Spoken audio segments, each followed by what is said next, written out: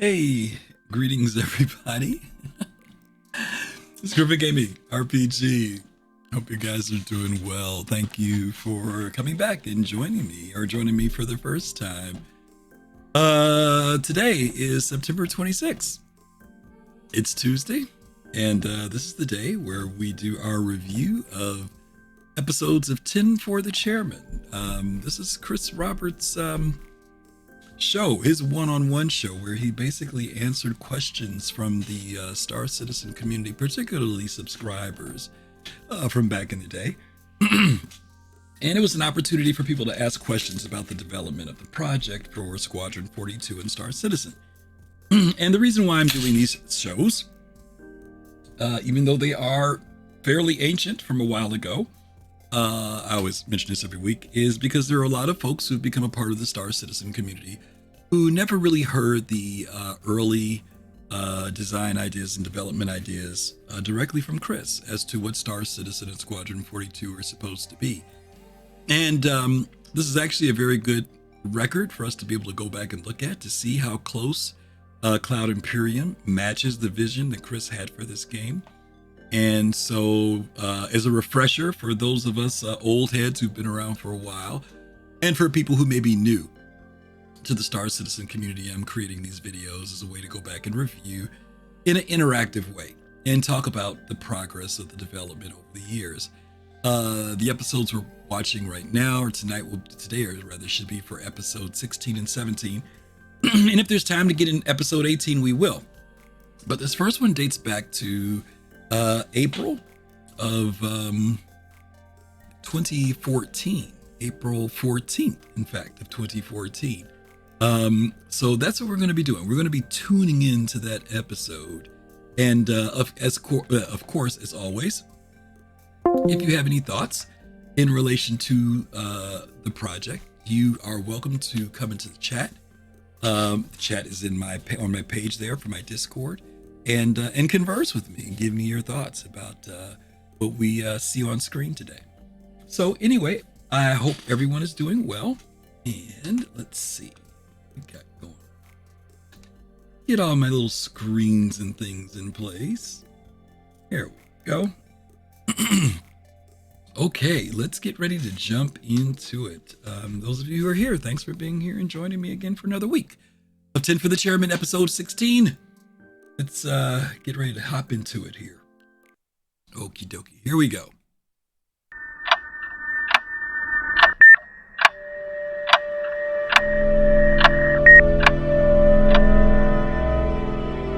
So hello everyone, welcome to another episode of 10 for the Chairman. For those of you who haven't watched this before, this is where I take 10 questions from our generous subscribers and answer them the best of my knowledge. And for those of you that don't know, the subscribers are the part of our community that kick in a little extra money every month to allow us to do a lot of extra community content. So this show, Wingman's Hangar, we do Jump Point, which is a 50 to 70 page magazine about the behind the scenes making work in progress stuff that we're doing in the game, and some more up and coming stuff that we're planning to do for the community. So thank you to the subscribers for this, so everyone should thank them, and let's get to the episode. So first thing I want to do is, speaking of our wonderful community, this is from Operation Pitchfork. It was given to me the other day. So this is a handcrafted Vandal blade. I think it was forged over in England, which is pretty awesome.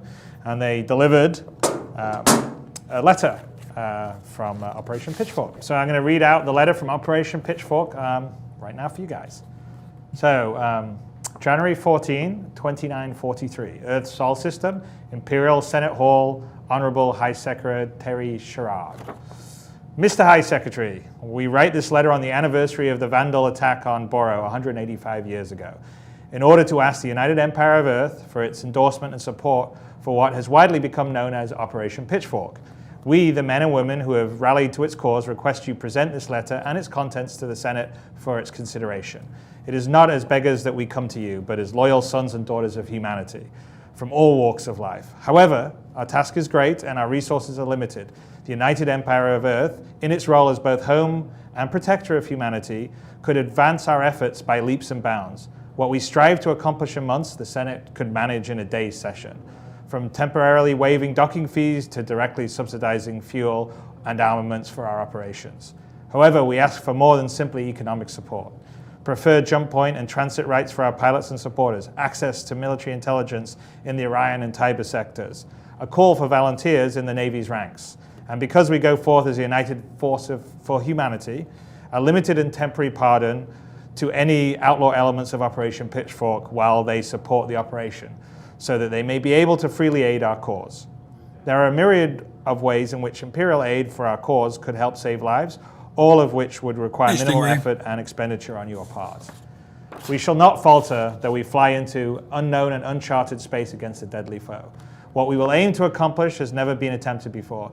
They do not expect us. They have not prepared for us, and they will not stop us. We shall bring the battle to them where they reside, where we will prove once and for all that humanity is not to be preyed on, that humanity will fight back, that humanity will prevail. Operation Pitchfork is not meant as, nor will it be, an endeavor for any personal or corporate interests. What we aim to accomplish is not meant to enrich or glorify any one group or individual, but for all of humanity as a whole. We act today because no one before us has, and we fight now so that no one after us is forced to. Whatever the result of this endeavor, the men and women who have joined together for this righteous cause have only one thing in their minds: the future and well-being of the entire human race.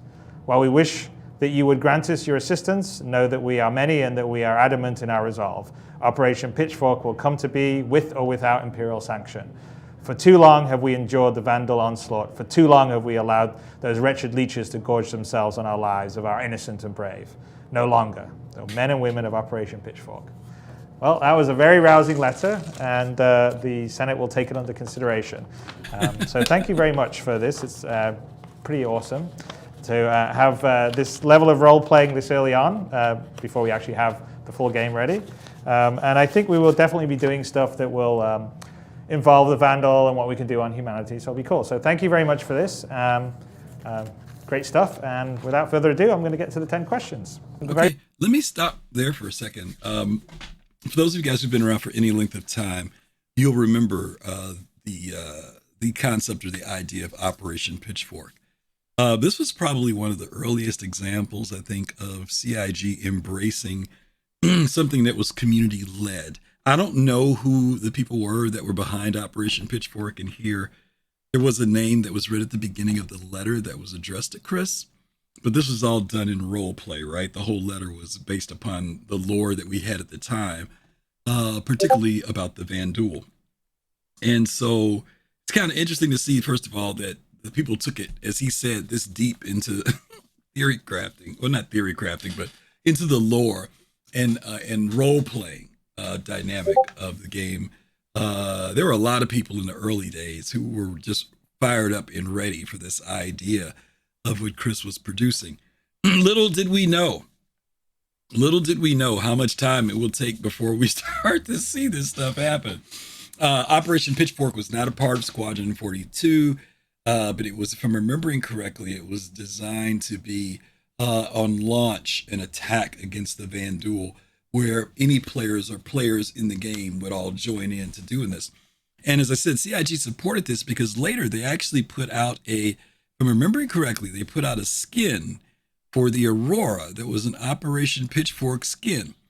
And I think that was one of the only times I ever remember something that was community driven that entered into lore in those early days. Later on, we've had other instances of that. And probably the most recent instance of that would be the esports. And so, you know, we've seen the whole thing with Atmo, right? With the Daymar Rally and the Stanton 7, and how they've embraced something that they created as well and saw how it could be brought into the game where there's a community contribution. We had the same thing happen. Well, this wasn't really a community contribution. Jumptown became the same thing.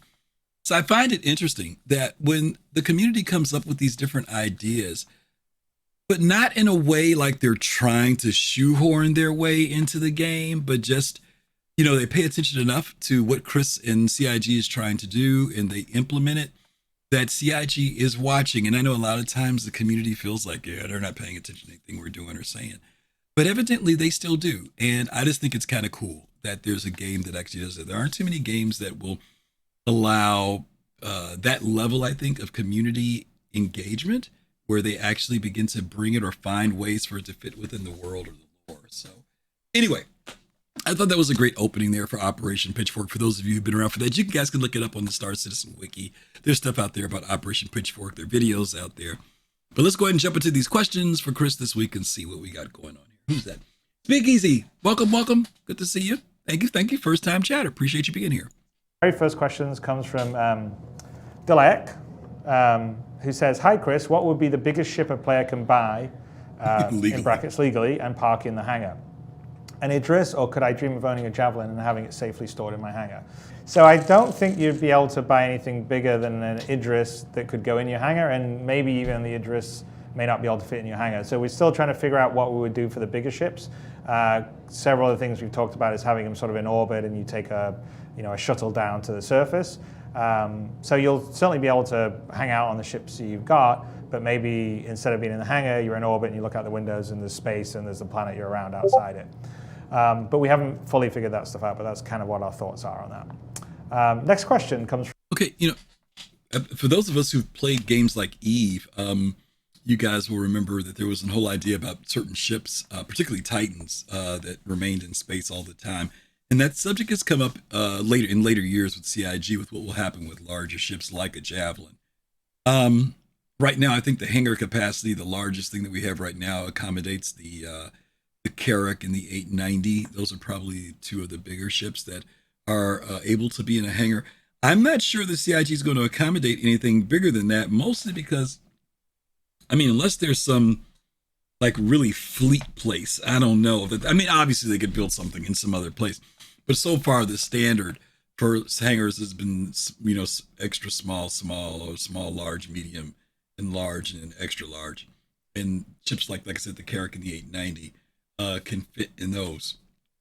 And the Hull C, the new Hull C Hull C's not as big, but it can fit in there. But I think that the idea of docking collars is going to be a big thing.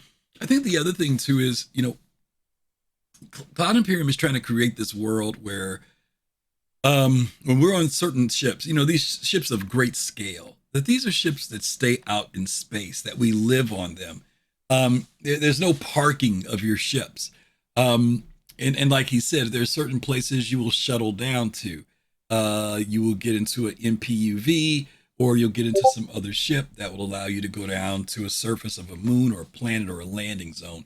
And the larger ships will remain in orbit, or they'll be docked at an orbital station. So I don't think that they're ever going to get to a point where you've got a hangar for a Javelin, unless you've got some places like a fleet command, like the UEE Fleet Command or something. I'm thinking about like with Star Trek. They had the Starfleet headquarters down in San Francisco. Then they had the orbital station above where all the ships could, big Starfleet ships could actually go inside. I think it was humongous. It'd be cool if CIG did create something like that, but I don't know. Speaking, he says, I'm worried about where I can safely park and open shop in my BMM. I'd hate to be hidden away in a hangar. Yeah, again, Speakeasy, they've put in this thing in with the logout timers that are going to be coming in for combat. And I think for ships like the BMM, if you go out in space and, obviously a ship like that, you're going to be out trying to do merchant trading, right? So you're going to be all over the place. I don't think there's going to be this desire even for you to go and park every time when you're through with your game session. You're literally going to shut your game session down where you are. And we kind of have it now, right? Where you can land on a planet, park somewhere. When it's working, bed log there, your ship disappears after a second or so and it's gone, right?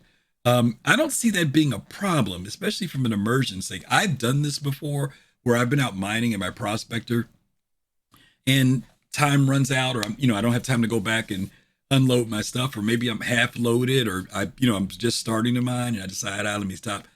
I just land somewhere, or I'll go in space, log out, get in my bed, boom, I'm done. And I like the fact that when I wake up in my bed, in my prospector. No different probably for you with that BMM, park it or in space, go to sleep, wake up, you pick up where you left off at, which is cool. Yeah, but hang on a second, my goofy arrow thing's blocking, but it has those shops open to the public. Well, that's just it. Whether your shops run 24/7 is going to be up to you, right? If you've got And we don't know what's going to happen with permissions later on with our ships like that. Whether or not you'll be able to give permissions to people to operate when you're away, or do you just let your shop shut down? I mean, there is a point where you have to go to bed, even with NPCs, right? Because NPCs have got to sleep. So at some point, you're going to have to, for 8 hours or 12 hours, shut it down. Unless you just want to run a 24-hour bazaar, which I guess you could do if you wanted to, as long as somebody's there. But again, it depends on where you are. There are going to be, CIG has told us there's some places that are definitely much safer to be than other places. But as this goes on, we'll find out. Right now we're still guessing. We can only go by the little breadcrumbs that CIG has given us so far. But that's a good point. Good question. All right, let's keep going here. From the Starfather, who asks, on the topic of procedural generation planetside, when and if this technology comes to fruition post-release, what can we expect to see included with it besides exploration and atmospheric flight? Will we see some new procedurally generated planets in addition to the ones already in the verse that were just barren? Is it also possible that this procedural generation will extend into jump points as well as actually facilitate the creation of new planets and areas? Yeah, I mean, we're doing the R&D right now. So actually the first thing that we're doing with the procedural generation is researching asteroid generation, asteroid field generation, the ability to sort of mine asteroids using voxel technology, so finding the seams of minerals inside the asteroids. Then the plan is to sort of extend it to sort of system generation, so we can sort of generate different star systems using the procedural tech, and then move on to celestial bodies like planets in terms of the generation of them from the exterior. And then the later stages will be procedural work for sort of the environments you'll land in. So we would sort of have certain areas that we would design, and then just sort of flesh out the background city or the background landscape, sort of beyond the area that you can explore. And then very, very, very long term, if we can figure out a way to make the planet actually interesting, we would be interested in trying to make a planet that you could actually go fly around over the surface. But it's, that's actually sort of like the pipe dream at the moment, because even with procedural generation, you have to do a lot of other things like build cities and what's happening aboard the planet and having all that simulated. And that's, we're already trying to do a whole universe and have an economy and all that work. So, I wouldn't promise anything on that yet, but we certainly are going to be doing research into seeing, could we extend the areas down on the planet? Can you fly down onto a planet and fly around it? And if we can do all that, that would be great. I know that there's a couple of sort of demos and games out there that are showing and promising it, but it's one thing to sort of show it as a general concept and it's sort of empty, and another one to actually have it be interesting and feel like it's a proper living, breathing, realistic planet. So anyway, that's the update on the procedural generation side, but I think it will really help us flesh out the galaxy and the systems and a lot of the other stuff and the locations that you go visit. All right, so the next question comes from I hope that's a gourmet donut you're eating, ZP. Good to see you. Hey, this is a great section here. That's one of the reasons why I wanted to go back and do these, because it kind of helps clarify some things, get rid of some misconceptions. This person's letter was about procedural generation of planets and how eventually, we would be getting them. But even more, Chris elaborates deeper where he talks about, and this is the thing. Here he is talking about, and I'm not picking on this game. Please don't think I'm picking on this game. I'm not. He just described exactly what Starfield is today.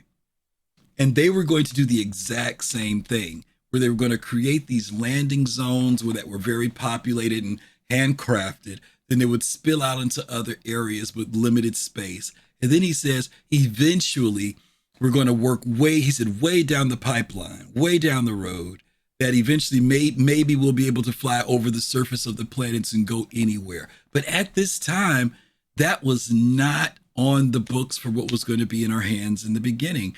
This was going to be like much further down the line. We were going to get basically, and I'm not picking on Starfield, I'm just saying this is where the tech is. Starfield is created where you pick a landing zone, an area that you go to, and you fly there, and it's a certain space, 40 kilometers or whatever it may be in size, that's handcrafted and well detailed, but it spreads out into areas after that where there's not really a lot there.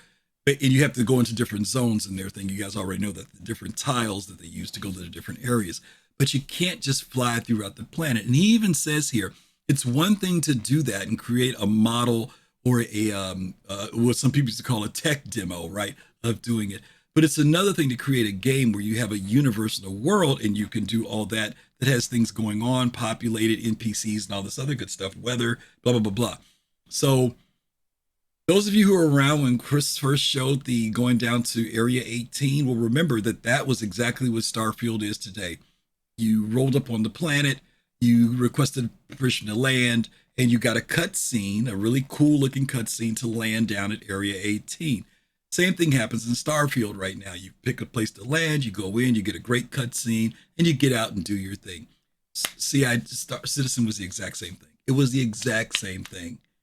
But as we know, history changed that.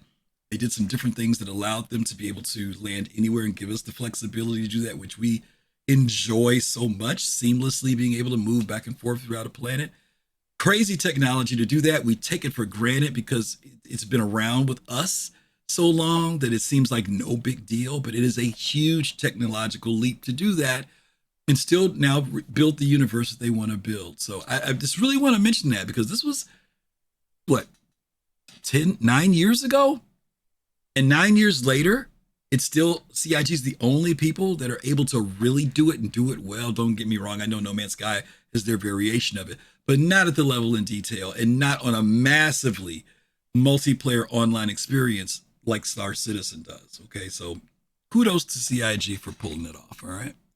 Iconix, I hope I said that well, correctly, because that was ICINIX, who asks, are NPCs a finite figure in the galaxy? Could it be possible that entire races could be wiped out? Or are the NPC stocks refilled to maintain set numbers as they are killed? So the population count is driven by the economy too. So as a place becomes more prosperous, it will attract more people to either move there, or because it's doing well, then you would assume that the population there would be growing, and then other places the population would be contracting because that part of the galaxy is not doing so well, or it's getting involved in battles or wars or whatever. So the numbers of NPCs in the galaxy will probably fluctuate a certain amount, but probably not enough that you'll be able to see a material difference in the overall galaxy. Probably in local systems, you'll basically appreciate whether this system's booming, there's a lot more people there, or it's not doing very well and there's less people there. And I'm not so sure that you could wipe out an entire race. So we wouldn't, if we did that, that would be more of a sort of controlled game master event. But right now we have no plans for that. So I wouldn't say that the NPC stocks are a set number that we always refill to. We sort of let it be organic, but like I said, it would probably fluctuate around the mean. Okay, next question. I never thought about that, right? The player base making a deliberate effort to wipe out the NPCs. That would be interesting. Now, mind you, we know there's going to be NPC conflicts. There's going to be rival gangs, NPC gangs, races and stuff in the game. And Chris says, yeah, and I didn't think about this too. Depending on what system you're in, some systems are going to be more populated with NPCs. Others, you may have very little, very few, if any. If nothing else, maybe the system has nothing more than NPC transports, things that are moving through and passing through, because none of the orbitals there allow for life, or there's no place, no basis for people to live. So it'll be interesting to see how that goes. But I never really gave thought to that of, a mass wipeout of NPCs, something happening that would actually impact the game. But who knows, right? Maybe maybe in lore they could do it. They could definitely say there's a system that was, thriving or starting to build out. I'm thinking about like Star Trek when they had like Wrath of Khan with the Genesis device. They're trying to terraform a world, and there's a battle between, like, let's say the Vanduul and the UEE, or some human people that go out and settle, and they just wipe out everybody there in that area as a part of the gameplay. That would be very cool, right? And then cause demand for there to be a response to something like that. That would be pretty awesome. It comes from Commissar, who asks, could you please elaborate on the person of interest system? How will we be setting other people to be POIs to ourselves? Will it require authorization from the other person? Or can anyone set anyone else to be a POI to them? given that they know the name they're looking for. So yeah, the idea of the person of interest system is you basically say, hey, I'm interested in this person over there, and the other person doesn't really have any awareness that you basically tag that person as someone that you want the game to let follow. So maybe we would have some devices that you could have that could let you know that someone's watching you or snooping on you, which would be sort of like counterinsurgency stuff. But the idea of the person of interest system is that way, when they leave the planet, you have the opportunity, you get sort of notified, and you have the opportunity to sort of follow them and fly with them in space and deal with them. So it's sort of like tagging someone as, I don't know, a temporary friend, not that they're necessarily a friend, but it sort of allows you to sort of be kind of follow their movements, or meet them out in space, or track them, which is necessary if you're meant to track someone down for a bounty or whatever. So that's kind of how the person of interest system is designed to work. So we'll see how it works in reality, but I'm hoping it will work well, because it will sort of put you together with either your friend, the instancing system will put you together either your friends or people you're interested in, or people that would be related to what your group and stuff is doing, like your enemies and stuff. Next question comes from Anti-Citizen. Okay, when he said POI, that was not what I was thinking of, but person of interest. We kind of have that a little bit with the friends thing. If someone is your friend, you can see where they are in the verse. You can see the distance of where they are, where they're located. We don't have it in relation to just following any generic person. Now, I am kind of curious about that. I do understand from a bounty hunting standpoint how that would be beneficial. I don't remember, because I never played Bounty Hunter, but I don't remember how in Star Wars Galaxies, bounty hunters were able to track down Jedi. If somebody in chat remembers how that was done, but there was a way for bounty hunters to track down Jedi, and some way or other Jedi would know that bounty hunters, I think they knew if a bounty hunter was nearby or after them. I don't remember how they built that out, but evidently it can be done. Now, whether they do it as random people, you could just tag anybody. Chris says, well, they were thinking about some way that you would know somebody's following you. But I don't know. We haven't heard anything about that, as far as I know, in a long time. So that might be one of those ideas that was a concept, but we haven't seen the proof of concept yet, other than the friends thing right now. That's the closest thing I can see to person of interest, or at least from the description that he gave here. Citizen, who asks, it's clear that the universe will be filled with NPCs, but will some of these NPCs want to join player-made factions? Can I look forward to my little cult having NPC followers, player pirate clans having NPC raiding parties, or player corporations having NPCs asking for jobs? Or will player-run orgs only be allowed player membership ships? I guess the answer to that is, certainly if you're running a company, you can hire NPCs to do work for you as well as players. So definitely would NPCs be working with player-run corporations. I'm not so sure about NPCs joining player-made factions, other than, say, a corporation you're running. But you certainly can hire people. You could probably have people on your crew, and then you are part of that organization, and of course you've got a full crew of NPCs. So in that manner, you could think that there will be NPCs that will be fighting on behalf of organizations, but it's not like NPCs will be coming up and asking to join an organization by themselves, if that makes sense. So player pirate clans may have NPCs as part of them, but that would be because they were hired by a real player pirate to have some crew on his ship and stuff like that. Okay, so I don't know, sometimes players come up with some interesting stuff sometimes, stuff I'd never even think of. But no, I thought that was a bit of a stretch. NPC wanting to join your org. Yeah, that's a bit much on the AI side. But Chris does say that, obviously orgs can hire NPCs, right? And you can kind of understand that. We just got through this whole thing about the cargo, the new cargo refactor. So you could see how if you had something that was being run by a small org, that doesn't have a lot of people, or maybe just people aren't online at the time and they want to have some stuff hauled at a certain time of day, you could see that they could say, hey, let's go for the org bank. Let's hire some NPCs to help us get these things done a lot quicker. Hey, Eminence, how are you? So you could kind of understand how that could be done from an org standpoint. But as far as, NPCs coming up and joining, I want to join Test Squadron. That's not going to happen. So next question is from Bar, who asks, "Hello, Chris. We already know that the ship damage mechanics are pretty detailed, but what about our characters? Will there be localized damage, different kinds of wounds and lasting effects, bleeding, broken bones? What about the field medicine and emergency treatment by S&R teams?" Yeah, so we're going to have localized damage on the characters. So we actually have a whole body limb damage system. And I think I've mentioned in the Death of a Spaceman post about how like when you get killed out in space and you sort of revive in the sort of med bay, as you take more and more like hits or whatever it is, then maybe you get a prosthetic arm or a robotic arm or something like that.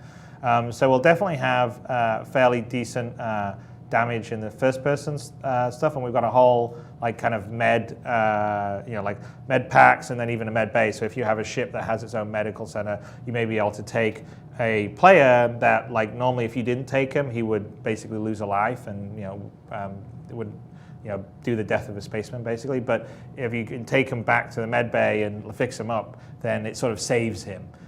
So there'll be hopefully a whole bunch of first person gameplay that will also involve you and your team boarding, and then you'll also not only try to take the ship over, but if you take some hits and someone takes a hit, you'll also want to be taking back your wounded comrade within a certain period of time to a medical facility to fix him up, because if not, he will die and lose a life essentially. So we're actually hoping to have some kind of interesting and fun gameplay, and maybe even some people like fly around with a ship that has a med bay to fix people up if you're boarding or all that kind of stuff. It could be really cool. Okay, so next. Hey, Stunner, how are you? Great. This is once again, this is why we're going back and looking at these and seeing what have we seen done in development 2014, but we do know that this particular mechanic is in the game. Chris mentions about the death of a spaceman. He talks about the fact of what happens when someone's injured. Instead of them losing their life, you can take them in and get them patched up. They can still keep that life. And we have that capability now. The med pins, the med bay, all that stuff. Everything's not completely fleshed out yet. The cybernetics aspects of it, as he talked about at the very beginning, we don't have that yet. But we do have that way to sustain. Also, Death of a Spaceman has not been completely implemented, where you lose your character, unless there's a wipe, right? When there's a wipe, we lose our characters. But we haven't gotten to that point yet. You do have the point of death. You do come back in the game, but the repercussions of that death are only the loss of property, weapons and things, and even that can be retrieved. But that whole idea of, I don't know. I don't think reputation.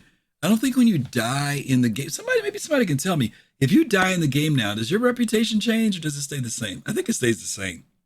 I don't think you lose any reputation. Now, if they start implementing that, they'll start freaking people out.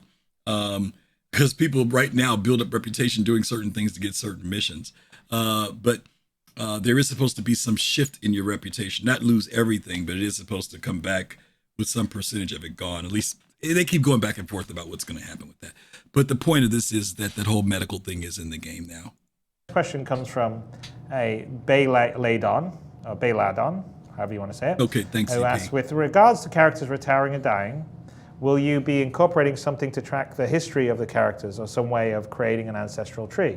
Yeah, absolutely. I mean, that's the whole idea I talked about in Death of the Spaceman, which was to give a sense of history and identity to your family tree. So I would see that, you would almost have, if you do some notable things, you would get an entry in the Galactopedia, and then the Galactopedia could probably talk about what your tree or family's been doing. And you certainly would have some level of that in your sort of own journal. But I'm actually thinking that what would probably happen is you'd sort of have your own like entry in sort of, whatever, the Galactopedia, and it would talk about your family tree, and maybe when you become a certain level of fame, that becomes available for everyone to see. But until then, it's just sort of like your own personal log of what your family history has been up to. So yes, the whole idea is to sort of look back and say, over the years, my great-great-grandson, my great-great-grandfather did this, my grandfather did that, my father did this, and I've done this, and that'll be really kind of cool. Okay, next question. So that's interesting. Boy, so much ambition here.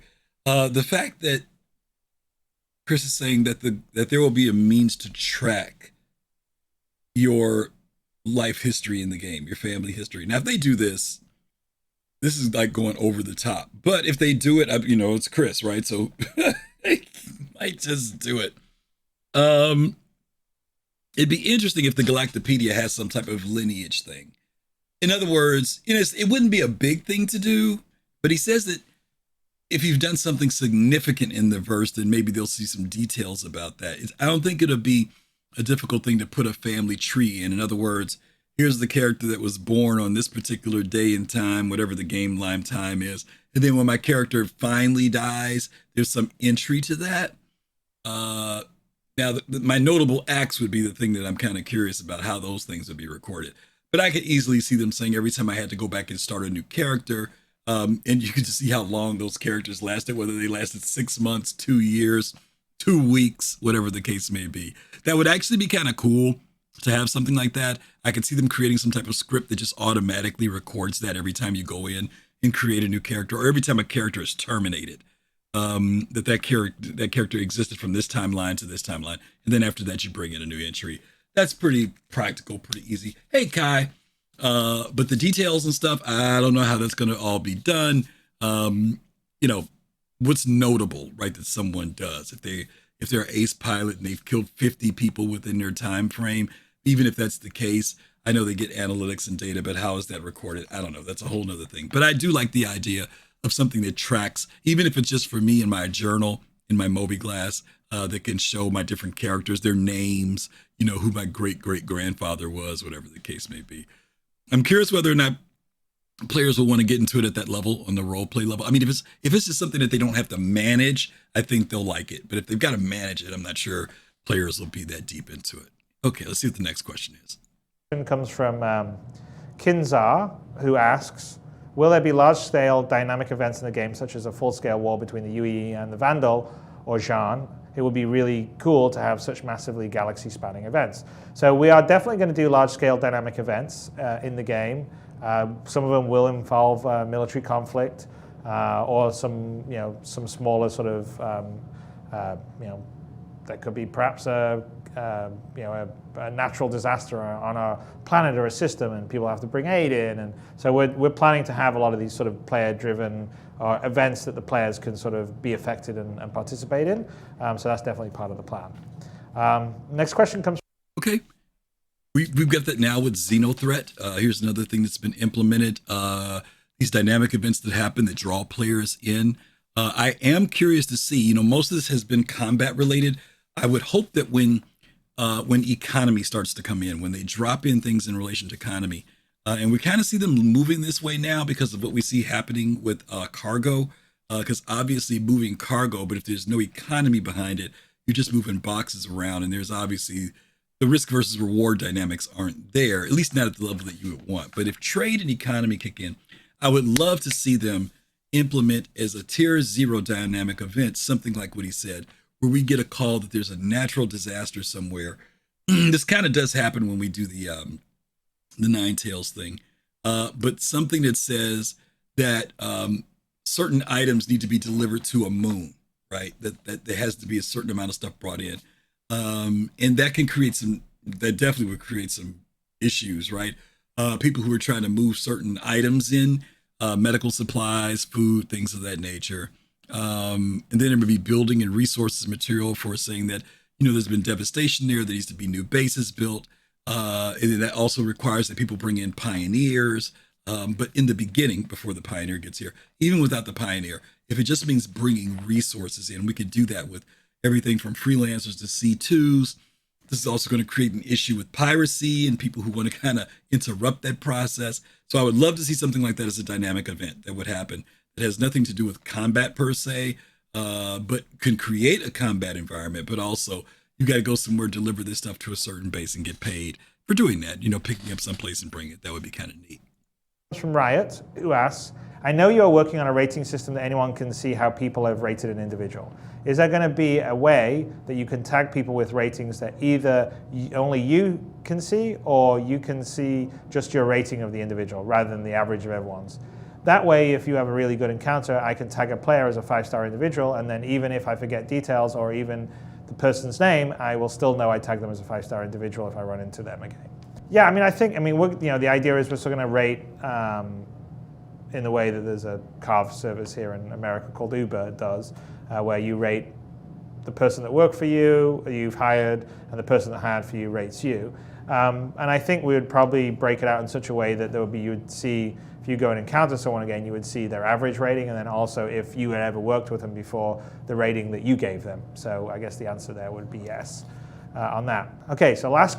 Pretty straightforward system. I know it's not perfect. Those of you who've used something like Lyft or Uber before, you know that they have had to refine that because in the beginning people were abusing it. But they've refined it in such a way that it averages out. So you'd have to put in a lot of negatives towards somebody or an actual personal phone call complaint to really have impact on someone's rating. But here there would just be an average rating system of people.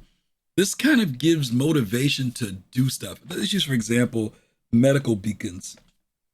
In order for me to get a good rating, it's not that I just go out and do it, but the more I do it, the more incrementally my rating goes up. If I only do them once in a while, my rating may stay at a 3.5, right? Maybe even a 4. But if I'm a 5-star person, it's because I've really put in the time behind that particular career. And so you can see how that same thing could happen in other areas. Transport, somebody hires you to transport something. Let's say you're a person, the whole sea's out right now. People have got these dreams of saying, I want to run a transport company. Well, how do I know Griff's transport company is good? Well, if I go and look and I can see this guy's rating is a 4.5, 4.7. First of all, that says that it's not that he just had 2 or 3 of his friends put in 5s for him. Secondly, it says that he's done a lot of runs. For example, in order to get to a 4.5, 4.7, maybe I've got to do 50 runs, you know what I mean? Or 40, 30 runs. That shows that there's evidence of the fact that I've earned that rating. And that would give people, this guy's company's pretty good. He's rating as a 4.7. It must took him a while to get there. He must have done a lot of runs to get to that scale. So I think a system like that would be definitely a very universal way for people to get in and understand, if they want to pick somebody or hire somebody to do something. I think that's a cool idea.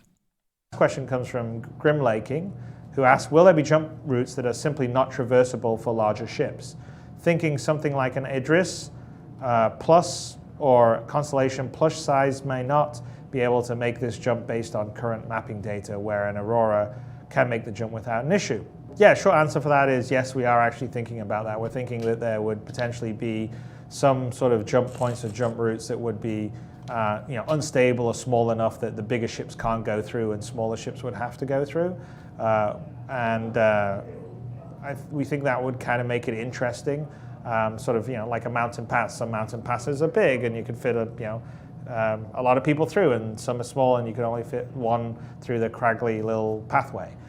So yes, we are definitely doing that. We haven't fully figured out kind of the pros and cons of whether there's what classifies jump points that way or what the situations are, but that's part of our thinking to make sort of space traversal more interesting. So maybe an info runner in a small ship can get a more direct route because they can go through some sort of smaller unstable jump points that a really big ship can't get through. So make for interesting gameplay. That does.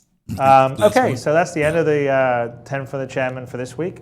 I'd like to thank everyone. Okay, that does make sense that they do that. Now, again, I don't know what the mechanic's going to be for that, but it does give. There's some pro and con to that, right? First of all, there's always been, depending on what game you've played, people have had certain concepts of how they think moving around in the universe is going to go. For example, if you came out of playing Eve, you guys will remember people camping at gates, right? At jump gates and setting up bubbles around them. It's very difficult to get through a gate if there were people who had really collaborated and worked on how they could block that gate so that you would get stopped. But the impression I got from Star Citizen is that that's not going to be the same type of thing that you can do. But there's also been some confusion based on some things that they presented. Hey, Admiral, how are you?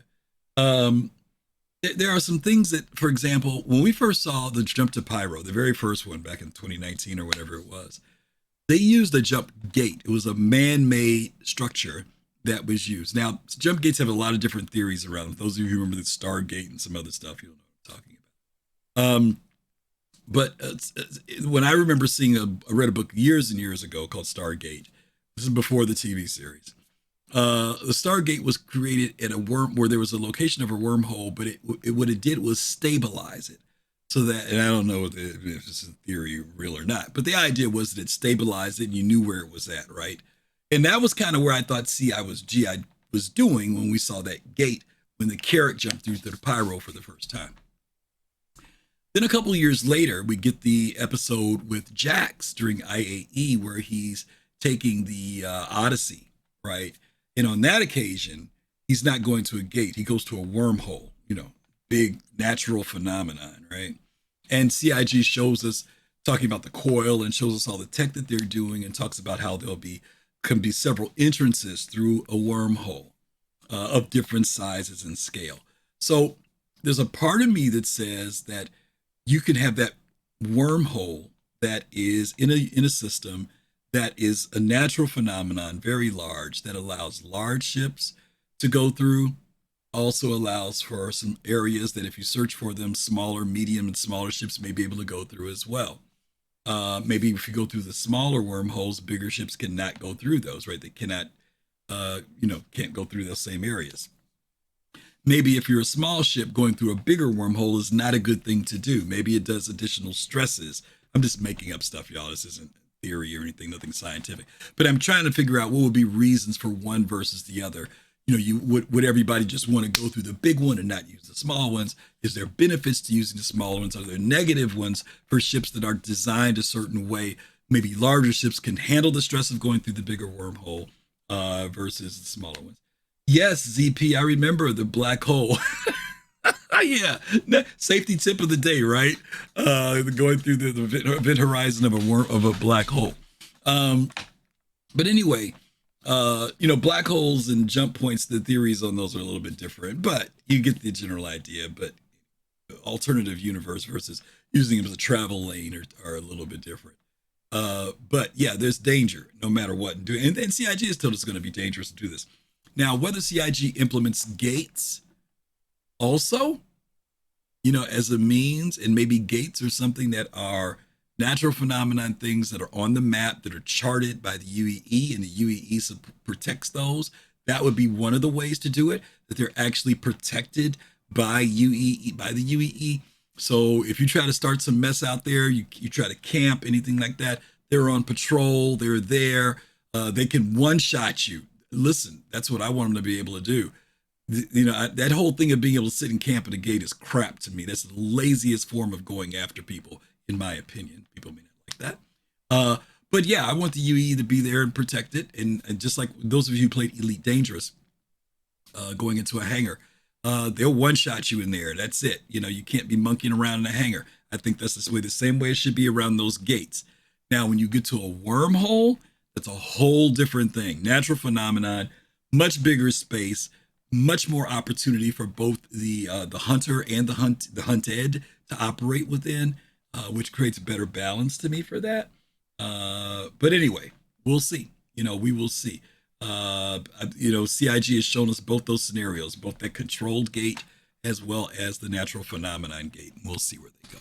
All right, so that's episode 16.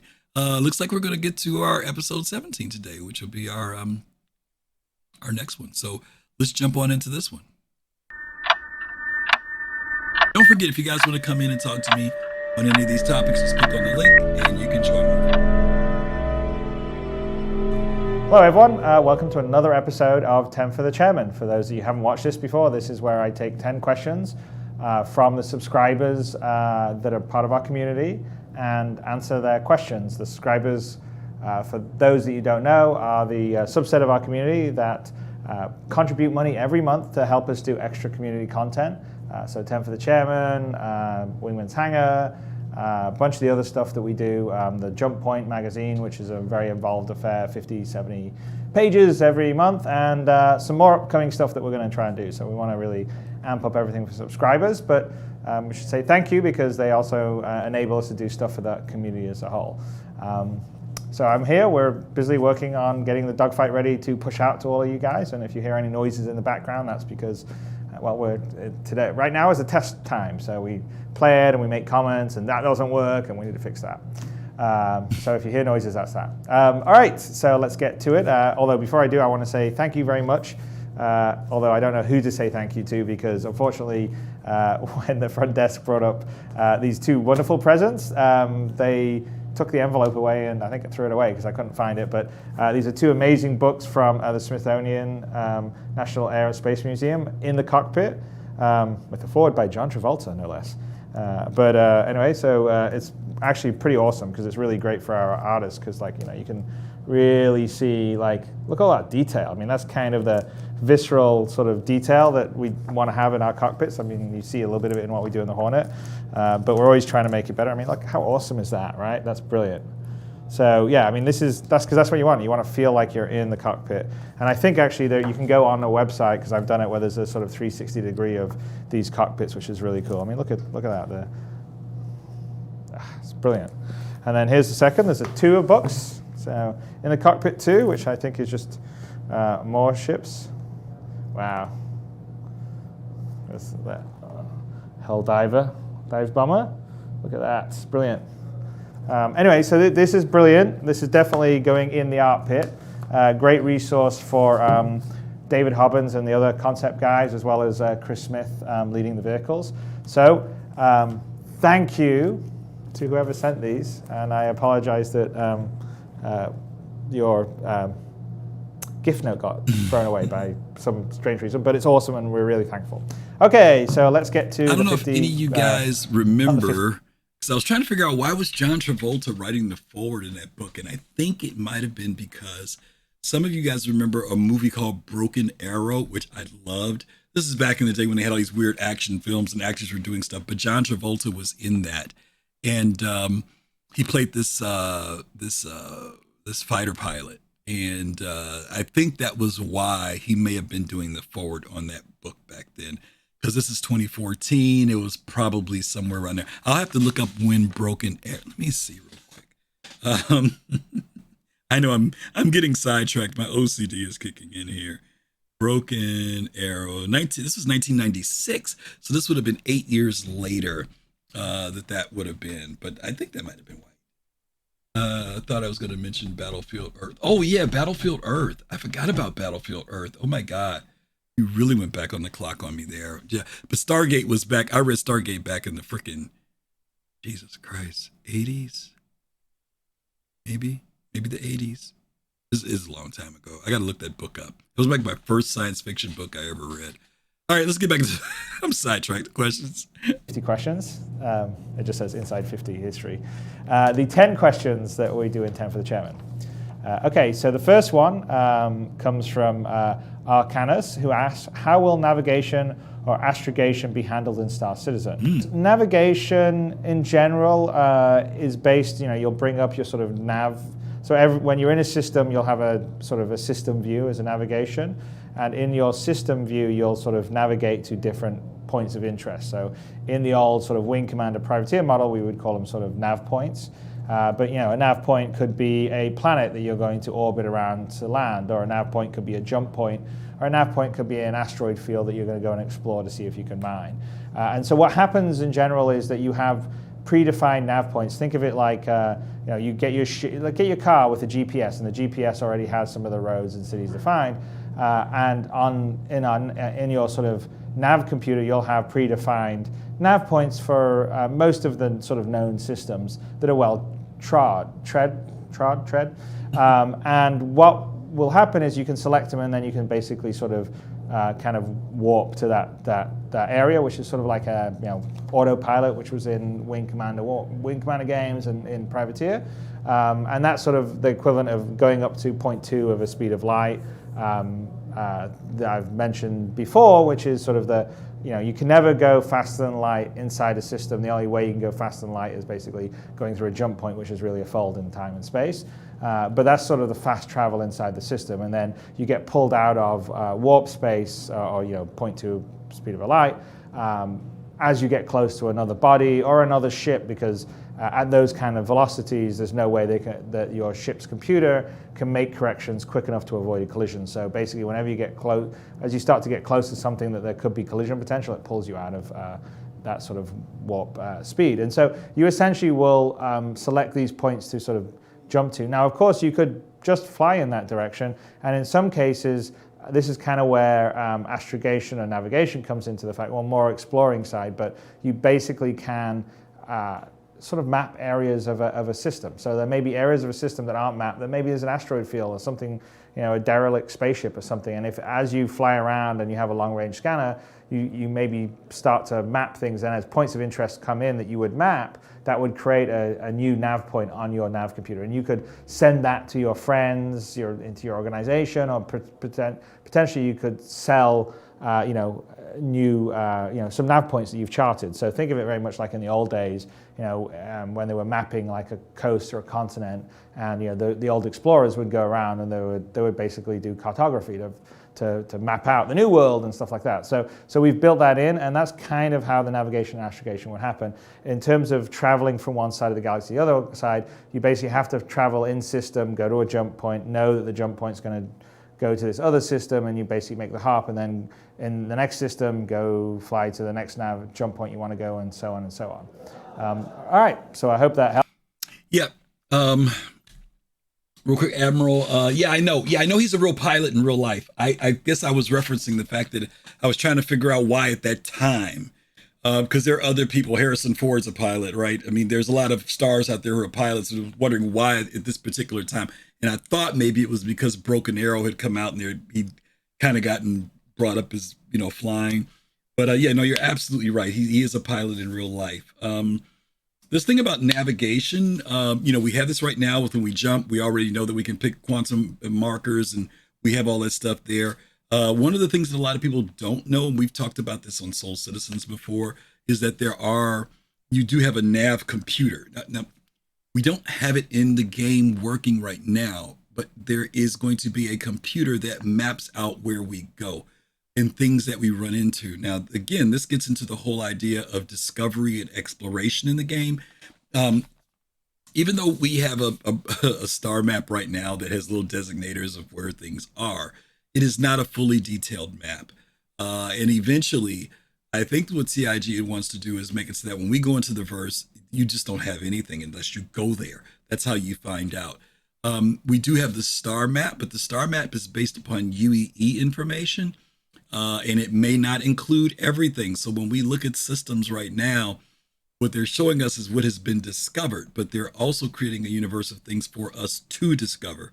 So as we go through the game, as we go through jump points, as we go through different systems, the idea is if you have a Nava computer on your ship, that will be recording different things. This also brings in the whole thing about data running and people being able to sell information to people if they want it. But this is going to be a big thing for CIG to create places of interest, things like that start to fill into your computer on your ship when you arrive there, when you scan and you find something. So there's a lot involved in this. And I think these are the things that we miss out on. I always talk about this thing of judging the game on where it is versus where it's going to be. And I think that a lot of backers are unaware of the depth that CIG wants to create. Some of it is because of what we've been given, right? We don't have any games with a lot of depth to them. Even great games like Elite Dangerous, great game visually. If you're into the science and the astronomy side of it and all that stuff, exploration, it's great, but it's empty. There's nothing. Once you get out there, you record what planets are in certain places and you said, that's it. But they've got to create something that's much broader and bigger than that, beyond just stumbling across what's already on the map. That's basically it. Okay, that's really what I want to say about that. Let's keep it going. Helps. Next question comes from Z, who asks, will we be able to directly control the translative movements, elevation, strafe, as well as pitch roll your acceleration, deceleration? Will we have 6 degrees of freedom independent of fly-by-wire being active or not? Would a dual joystick setup be possible and configurable for this freedom of movement? Independent of fly-by-wire. So basically in all our spaceships, you will always be under the control of the Intelligent Flight Control System, which is basically our fly-by-wire. And I actually would challenge anyone to be able to fly any of these ships without having some computer assistance, because they've got multiple thrusters and there's a lot of, the simulation right now is actually incredibly accurate and is very dependent on the center of mass and everything else.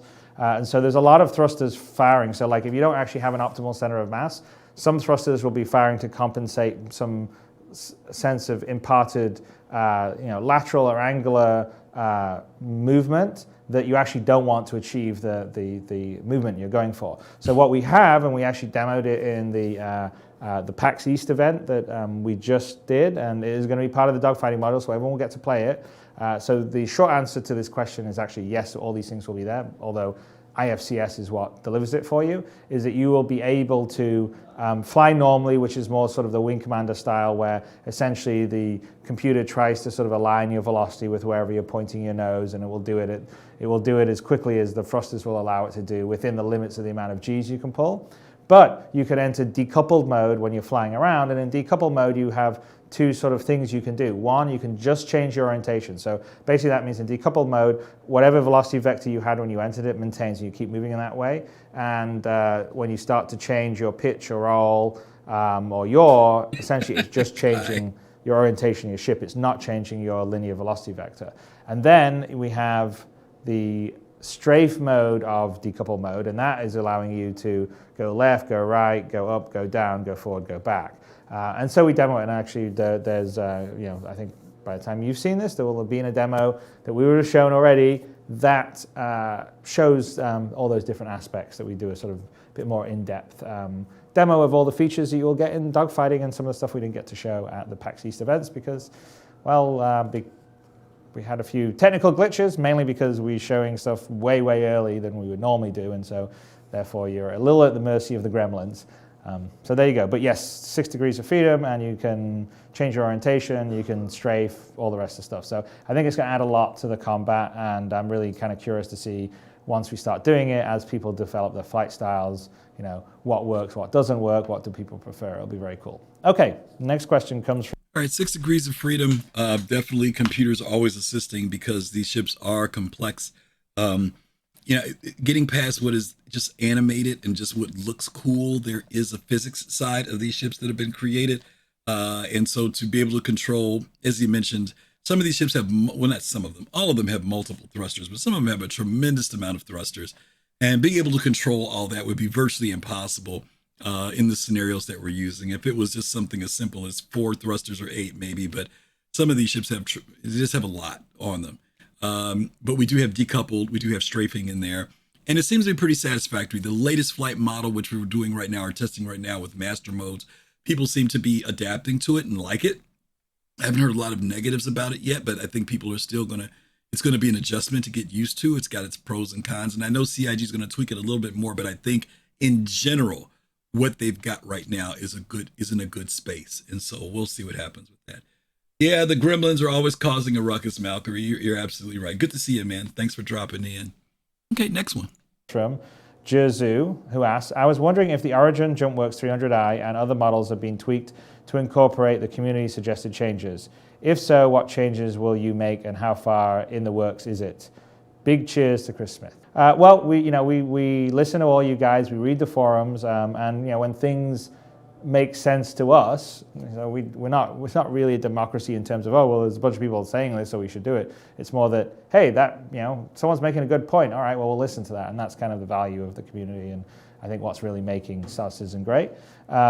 Then we enact it. So we're, for instance, making some changes to the constellation for better cargo access, loading, unloading, and also using the Merlin fighter so they're not interfering with each other and not blocking each other.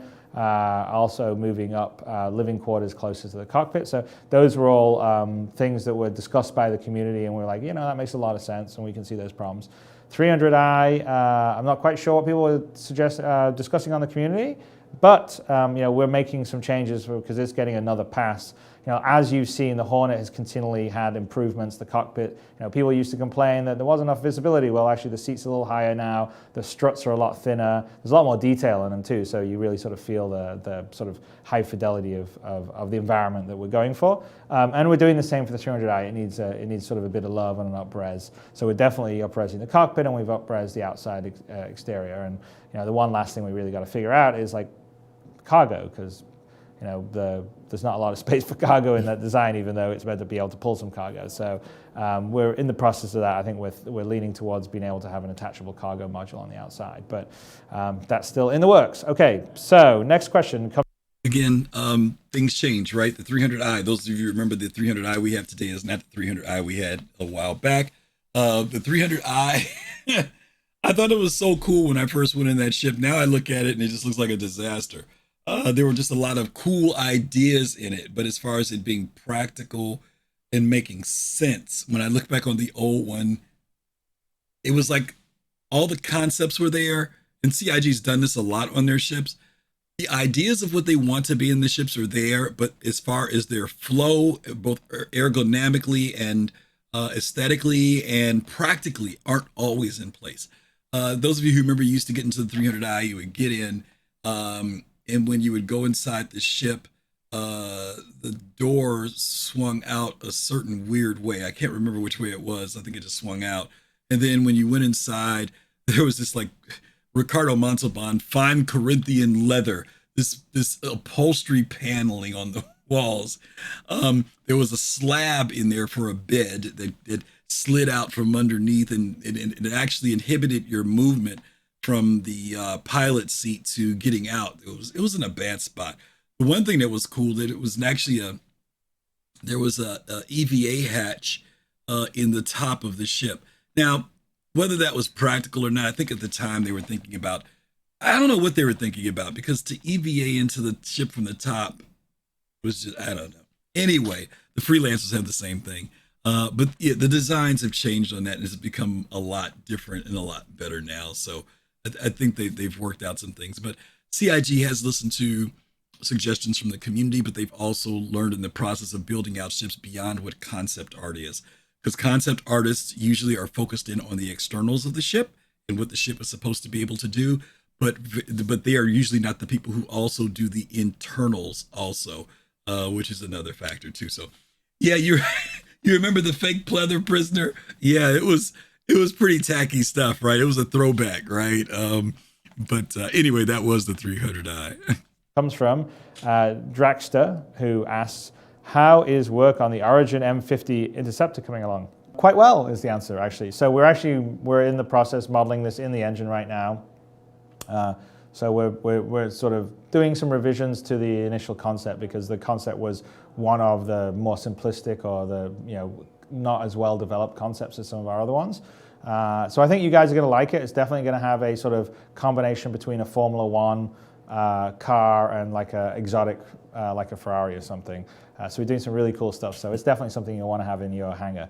And I'm looking forward to sharing some of that in the future and actually putting it in your guys' hangar. So that's, the M50 Interceptor probably is not too far off in the future. That doesn't mean it's next week though. So you don't want to have threads on the forums going, CIG lied, M50 isn't this week, because it's takes a bit of time. But it's probably one of the next ships that we'll have up, which will be cool. Okay, so yep, CIG lied is a popular statement, right? Don't listen to the people on Spectrum. Yeah, I remember when the M50 came out. Gorgeous ship. It was like this glossy, high polished racer that you could like stare at and see your reflection in. I mean, it was really cool. The cockpit was cool. Nothing worked in it. This is when it was just straight hangar ready, guys. It didn't fly or anything like that. But it was a beautiful ship. And I remember buying it. It was one of the first ships I bought that I melted later. I mean, you guys know I'm an Origin fan. I've got one now. But I melted it because at the time I didn't know about insurance. And it wasn't that it wasn't LTI, but when I got it, it was like for 6 months. I bought it on the whim, right? I didn't buy it when it was in concept because it was just a pretty ship. And then I saw I had 6 months, and I'm like, oh God, if I try to race this thing, I'm going to tear this thing up 6 months. I'm going to need some insurance. So I remember when I melted it, but I got it back later on. We got Admiral Kusanagi who just joined me. Admiral, how are you? Hey Griff, I have a question for you. Sure. Why does the person who thinks CIG lied, why do they feel like they have to just stay around and follow the game and want to play it? If I was dating somebody or married to somebody and I thought they lied, I'd be like, you'd be gone, right? Yeah. You should be gone. I think that's a good question. We could do a whole conversation, which we will not do today, on why people remain attached to this project when they feel when they're disappointed. I mean, I'm talking about disappointed to the point where, the expression of disappointment is just like you said, it's almost like, well, why are you still playing the game? I think there is something to that. And I'll fall back on something that CIG said to us. And it was that they said that whether they get applause or criticism, that everybody in some way or other is wanting to see this game. They want to play the game, regardless of how they feel, whether they're in the cheerleading side of it or whether they're on the other side. Now, maybe they won't admit it. Maybe they won't admit that the real motivation behind why they say that is because they really, really, really, really, really, really, really are into this idea, whether they've spent $40 or $400. And I think that that's part of it. I think that it is. It's like when someone expresses something, especially because social media is an outlet for people that people never had before. And, you and I both know that there's some things that you don't have to put out in social media, but it is become the way that people express things. People say things on social media that they maybe wouldn't even say in person. Literally, they may be at CitizenCon and Chris Roberts is standing right there in front of them, and they'll say all this stuff on Spectrum, but they would never say it to his face. They just wouldn't. They may still feel a certain way, but social media gives people a platform to express themselves, sometimes, in a good way, and sometimes maybe not in a good way. So I know what you're saying, though, when you say if it's like I've bought games before that I wasn't happy about, or I was disappointed in it. I didn't go and put a lot of energy onto going on to, and I might give them a review, but I've never gone like chronically, go back to their page or, keep putting out negative reviews. I've never done that. I moved beyond it. So the question is, what motivates people to quote unquote be frustrated and not like it, but at the same time still be in the heart and still watch videos, still, comment on other people's videos if they're so, disappointed with the project. But I think the reality of it is that deep down, they really want the game. They want to play the game, and maybe they want it to succeed. Maybe they really do want it to succeed, but it's just, that's their outlet. That's the way they communicate how they feel, whether we like it or not. That's the way and CIG, if CIG is big enough to accept that, they are, they when people criticize them and everything else, sure, they're still human. I'm sure they get their feelings a certain way, but publicly, overall, they have embraced it. We watched SCL last week. Salty Mike. They'll highlight Salty Mike, and they'll speak well of Salty Mike, and they'll speak well of criticism. So if that's their model and the way they respond to it, regardless of how I may feel about it, I have to kind of also concede to that. I think that it's partially the way we socially dynamically express things these days. And sometimes our way of conflict resolution isn't always as polished as it should be, but that's just the way it is.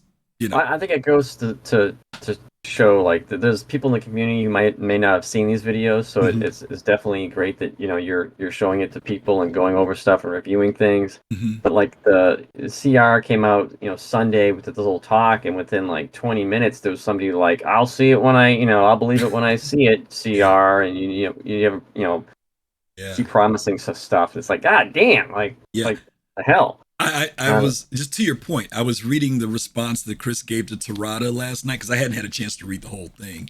And usually I'll just read that, maybe the first or second post, but I proceeded to go down and read the comments, right? And, it's kind of a bittersweet thing. There's the group that's like, thank God, Chris, please, we need to hear more from you, right? And thank you for responding to Tarada. Thank you this is great information. CIG, please do more of this. Then there's the other people who want Chris to speak, and then when Chris speaks, they're like, you're full of it. You've got these two things going on simultaneously in the thread, and it's like, okay, guys, which one do you want? If he doesn't talk, you complain that he doesn't talk, and then when he does talk, you complain that he's talking. But that's just the way it is. Yeah, it's wild. That's just the way it's a weird dynamic. And, Admiral, I still say, when this is all said and done, when we get to whatever the end result of this is, that's going to determine, history is going to determine where people were and how people stood in regard to this project. You know, it's an emotional thing. It is. It's a very emotional thing because gamers are driven by, you know, we've got our logic side, but a lot of us is our feelings. And our feelings can take us into some places that we just never expect to see people go. But that's just the way it is. Well, you said the magic word, Griff, and I remember Saturday's show, and you said promise, and I was like, oh boy, promise, there it is. Now he's pulling my strings once again. No problem, Admiral. All right, it's a good question. Thanks, buddy. All right, let's hit our next one.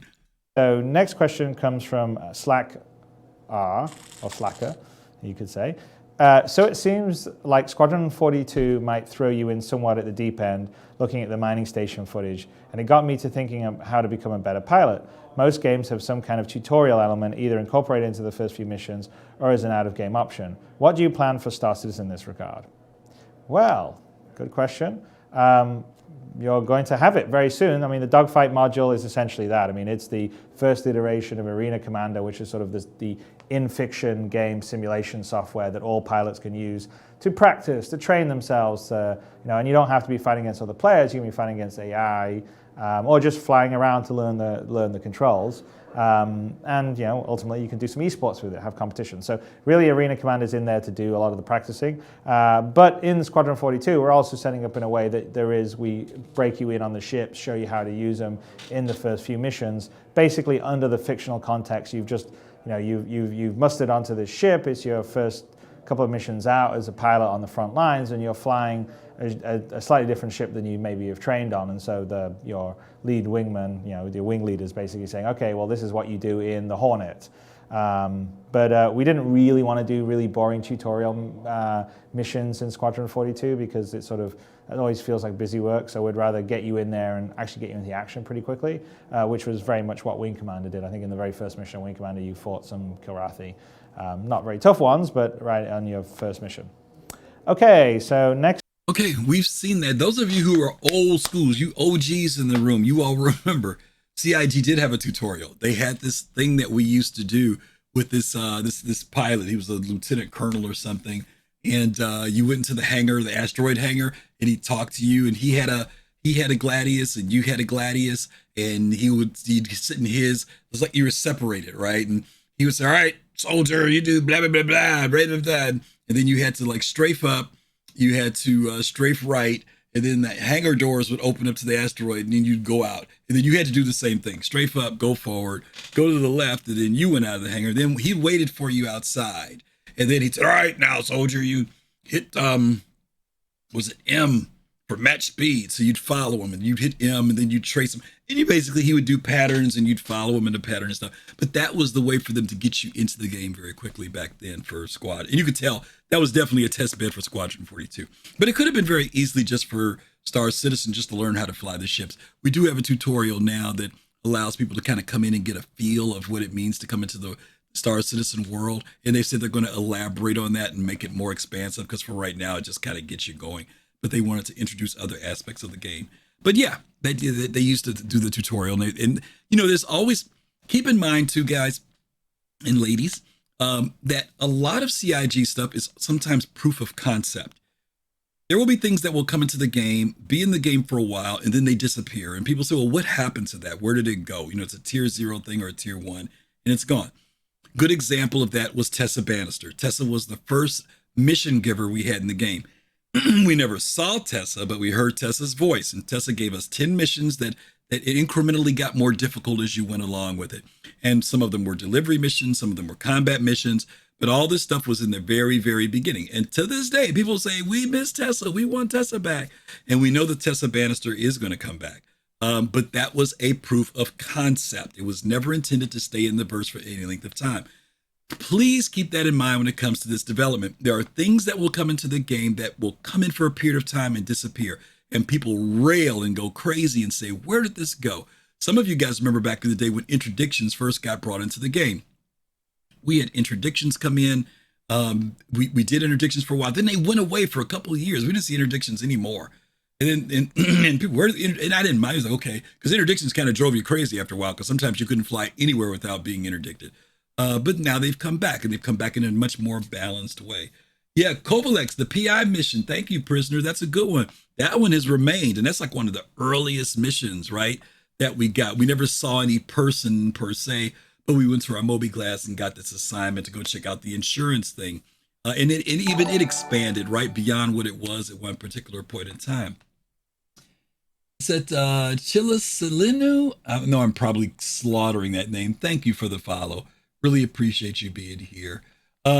Yeah, Kovalix PI was one of those early missions that's still in the game. Thank you for bringing that up, prisoner. Next question comes from Dimuse, who asks, how will the economy in the persistent universe handle inflation?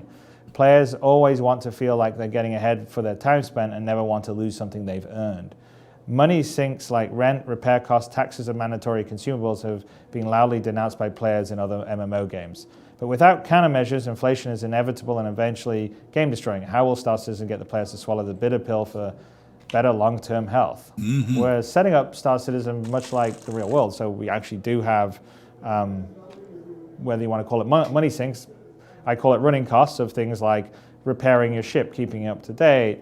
We have taxes in the form of landing fees or trade tariffs, depending on where you are. So essentially, if you're in a very safe, regulated area, there's a lot of law enforcement. Well, then it costs a bit more to do business there because you're paying for the protection essentially. There is an equivalent of consumables because we have fuel now. You can go and harvest your own fuel, or you may not have time, so you may just pay to refuel when you're down on a planet. But in general, we have a lot of things that will cost you to operate, as well as things you can earn. So our hope is that we're not going to have wild inflation because we have consumption as well as production. And whether that consumption and production are properly balanced, well, that's part of the challenge of the economy system that we're building. We're sort of building a sort of whole standalone simulator that would interface to our persistent universe server, and we could have a sort of meta view of the galaxy, and that's actually not that far off from us playing with internally. So at that point, I could tell you, but essentially, we are trying to, in a rough way, simulate what happens in the real world. So the more unregulated areas, well, there isn't so many dues or taxes or duties, and so you can, have a better margin when you're selling. The risk is that you may get attacked. You won't get the same level of protection that you would get in the inner systems. Okay, next question comes from Wojo. That's a good one. I'm curious what you guys think, how people will feel about this whole minimizing inflation. I know Dark Knight 75 DK was telling me that he's been playing Eve for the longest time. I got out of Eve back in like 2018, like after Horizons and before Engineers. I didn't play it as much as I used to, but he continued to play it. And he told me that he had gotten to the point where he had like billions in credit in that game. And he had bought everything that was there to buy, anything he wanted, he had. The only reason why he still had to have money was because he had bought a fleet carrier and he had to do a weekly maintenance fee on that, which was like $5 million. I forget what he said the number was. It was some number, but he had to pay that. But beyond that, there was no need for him to play the game from a trade or economy side anymore. And that can kill a game. It can, when people kind of have this in-game attitude toward a game. Now we're talking about not Squadron here. We're talking about Star Citizen. Those of you who played Eve, same thing. There are billionaires in Eve. The question is, CIG creating an economy that constantly creates the not just the desire to earn more money, but the need to make money. To exist within the universe. To get to a point, and I'm not saying you can't be a player that eventually over time gets to a place where money is not an issue anymore, but it's not an issue because you have something that's constantly running to make that happen. Let's see. Kelly says, I absolutely believe that they have many things that will cost. Yeah, you meant ED on that first one. Yeah, I'm sorry. Did I say E? I forget. Whatever it was. Yeah, ED. Thank you, Kai. Elite Dangerous. Thank you. But yeah, there has to be consumables and things that require. Now, I've said this, the items that we have in the game, and I try to tell people all the time, please don't think that the pricing for things we have in the game now is what it's going to be later. It's so easy to make money. It's so easy to accumulate items currently in the game. This is not the economy that we're going to have in the end, guys. I'm pretty sure it's not. I'm not 80% sure, 85% sure it's not. The price of ships, not what it's going to be in the game. CIG has told us that things like buying a Kraken is going to be the equivalent of an aircraft carrier for real, okay? We're talking 30 billion, 40 billion, for a Kraken, not million, okay? They say certain ships are going to be like, if you're getting them, it's because you're grinding with a group of people to get it for an org, and not the solo player who's just like, I'm going to play till I have enough money to buy a Javelin. Nah, I don't think that's going to be the case. The other reason why is that the demand has to also compensate against people who have literally spent $3,000, $2,000 for a ship, and that has to be a factor as well. That has to be built into the economy too. So if someone has spent $2,000 for their ship or $3,000 for their ship, you're not going to be able to go out in 2 weeks and get that same ship. So I hate to burst folks' bubbles on that, but I'm like 95% sure that that's going to be the case. Yeah, and thank you, Prisoner, and billions and millions and billions to operate those ships too. It is not going to be a small task to pull that off. So there you go. Who asks, will the weapons produced for the next great starship be available for purchase? If so, when can we expect to see them available? It's a good question on that. I don't know about the weapons. We're definitely planning on the winner of the next great starship ship to be in the game, and to be honest with you, some of the ships are so amazing that we may get to the point of having the community vote and maybe have more than one of them. I don't know. I mean, American Idol, usually the top 2-3 people all have record deals, but the ship will definitely be. I'm not so sure about the weapon, so maybe take that under consideration. Maybe the winning team goes back and upreses its, finishes out its weapon with our notes, and we go from there. But there isn't a plan for that right now, but it's not a bad suggestion. Okay, next question. Wojo, who asks, back here. I'm sorry, will guys, the weapons produced for the next great starship be available for purchase? Oh, okay. All right. So this was interesting. You guys know that CIG did the next, for those of you who weren't around back then, the next great starship was like a contest that CIG ran for backers to be able to create the next starship for the game. And all they had to do was create the ship. They didn't have to like base it on any particular manufacturer or anything like that. Some of you know that it became the Redeemer was the winner of that competition. It ended up going under Aegis. A lot of people complained about it because of the design was such a different type of design. But CIG went back and reworked the ship. They did stuff with the metrics on it. The original design's metrics didn't match what CIG came up with later for MISC and for the ships in the game. And so ultimately it became the Aegis Redeemer. And again, it was tweaked. Still looks very close to the original one, but definitely different in many ways. And of course, the weapons and things like that were not bespoke to that particular ship. They did kind of, by the time the rework came out, there was so many different variation of guns and weapons, they were able to just accommodate it by using what was in game already. Okay. That's a interesting handle. Can we mount class 4 turrets on class 5 hardpoints if we're willing to sacrifice some firepower for remote turret control? Related to that, can we slave class 4 turrets to particular gunnery stations? You definitely can slave class 4 turrets to different gunnery stations. And whether you can mount a class 4 turret on a class 5 hardpoint is completely sort of data driven. So it depends on the ship. So you could you absolutely could have a ship that could say, okay, in this hardpoint, it can accept either a class 4 or a class 5 turret of size 2 or size 3 or whatever. And so that's sort of that's a data-driven issue, so it's more about the actual ship and what the designers think is applicable. So it wouldn't be a general rule, so some ships, when it has a class 5 turret, can only take a class 5 turret, and some ships may be interchangeable between class 5 and class 4. But generally, you can slave pretty much all class 4 turrets, and potentially there could be an opportunity to slave a class 5 turret too. All right, next question. You guys know the CIG has done this thing now with the turrets where you can make them, fixed or, what's it called? Fixed or gimbal. Couldn't think of the term. And this has gone back and forth, before they even had them labeled differently under class A, class 1, class 2, then it went to A, then it went through the sizes, size 1, 2, 3, and 4. That's been just changing around over the years, time to time, but they finally gotten this whole thing down with fixed and gimbaled, I think, at this point.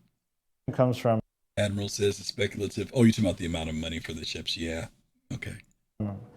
Rast, R-A-S-D, who asks, with the up-and-coming damage stats on the Hornet, which are pretty neat, I was wondering about the larger ships, capital ships. It sounds like a ton of work to do that detail of destruction for a little fighter, but can we expect a similar simulation on the Idris or Bengal carrier? Yes, you can expect the similar level of like bits breaking off and damage happening. We are concerned that doing it to the same level of fidelity that we have on something like the Hornet is obviously a lot of work on a ship that's a kilometer in size.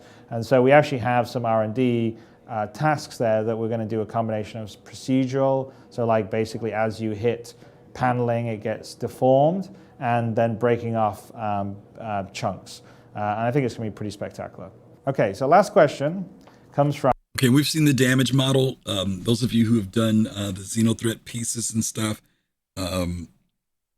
you guys have seen the damage model that we have for both the Idris and the Javelin, the larger ships. You don't get a zillion pieces flying out there, but you do get the deformation of the ship, and then you do get, when it blows up into some sections and stuff. It's a pretty spectacular thing, even though you don't have bits and pieces flying off in space. It's pretty cool what they do have there. Prisoner, thank you so much for the 100 bits. Thank you. Much appreciated. Much appreciated. Here's the last question. From LG in brackets, AGT_ZIG_ZAG. We know organizations will be able to tax its members, but where will that income come from? Will that stem from the missions within the verse, or will the org tool cater to setting up salaries, additional contracts, and bonus and lump sum payouts in line with their own predefined structures? Well, I mean, you know, when you tax the members, I mean, the income comes from the people that you're taxing. So however they make that money, whether they're earning it by trading or earning it by, you know, being paid for missions or bounties, the money that would come to an organization would come from its members. And I think that we would definitely set up the ability for an organization not only to take income in, tithe, dues, taxes, however you want to do it, but also to be able to sort of pay out to its individuals. So, you know, you definitely could have an organization where everyone works together, and then, you know, the profits of the organization get paid out in a dividend every year or whatever like that. So it's sort of, we'll put the tools there to allow people to sort of do their money management as a group in that manner. Okay, so there we go. That's another 10 for the chairman. I'd like to thank subscribers for helping this, you know, basically enabling this to happen, and everyone that's back. We're going to go ahead and do episode 18 too. Yeah, you know what, Jill, could we have Levski back? Yeah, you know, here's the good news, Jill, on that one. Nyx is after Pyro, right? That's the good news. And we know that they've been working on Nyx. We know they've been working on Levski. They gave us a demonstration last year of the rework of the Levski Habs. I don't know if you remember seeing that, where they showed it. I know it was just a Hab, but it does say, at least we know that they are working on it. And obviously Nyx is going to be great. When you look at scale and size, right? Stanton is one size. Pyro is 2.5, almost 2.5 times the size of Stanton. And Nyx is 5 times as big, right? So that's a lot of real estate. Hopefully it will happen. You know, I'm looking forward to Nyx too. This last thing he was talking about, the org tools. Yeah, Commander, a long time ago, CIG talked about org tools. They were supposed to be what they called org tools 2.0, which was to expand beyond what's on the website and other things there. This will be something that orgs can determine if they want to do. It's not a have to. There are some games, and Eve was one of them in particular that I played that did this, where there was a dues that was paid. And what they want to do is give us the options to be able to implement certain things. Now, I don't know how they're going to work all this out. Does it become a monthly dues that I pay to my org? Does my org have something that says anytime we do some form of group play in our group channel, then that's when deductions are made? Will deductions be made just because I'm playing as a solo player, but I'm a part of that org? We don't know how they're going to map all that out. Is it going to be voluntary? You know, I just have to pay it every month. If I pay it every month, I'm in the org. If I don't pay it that month, I'm not in the org.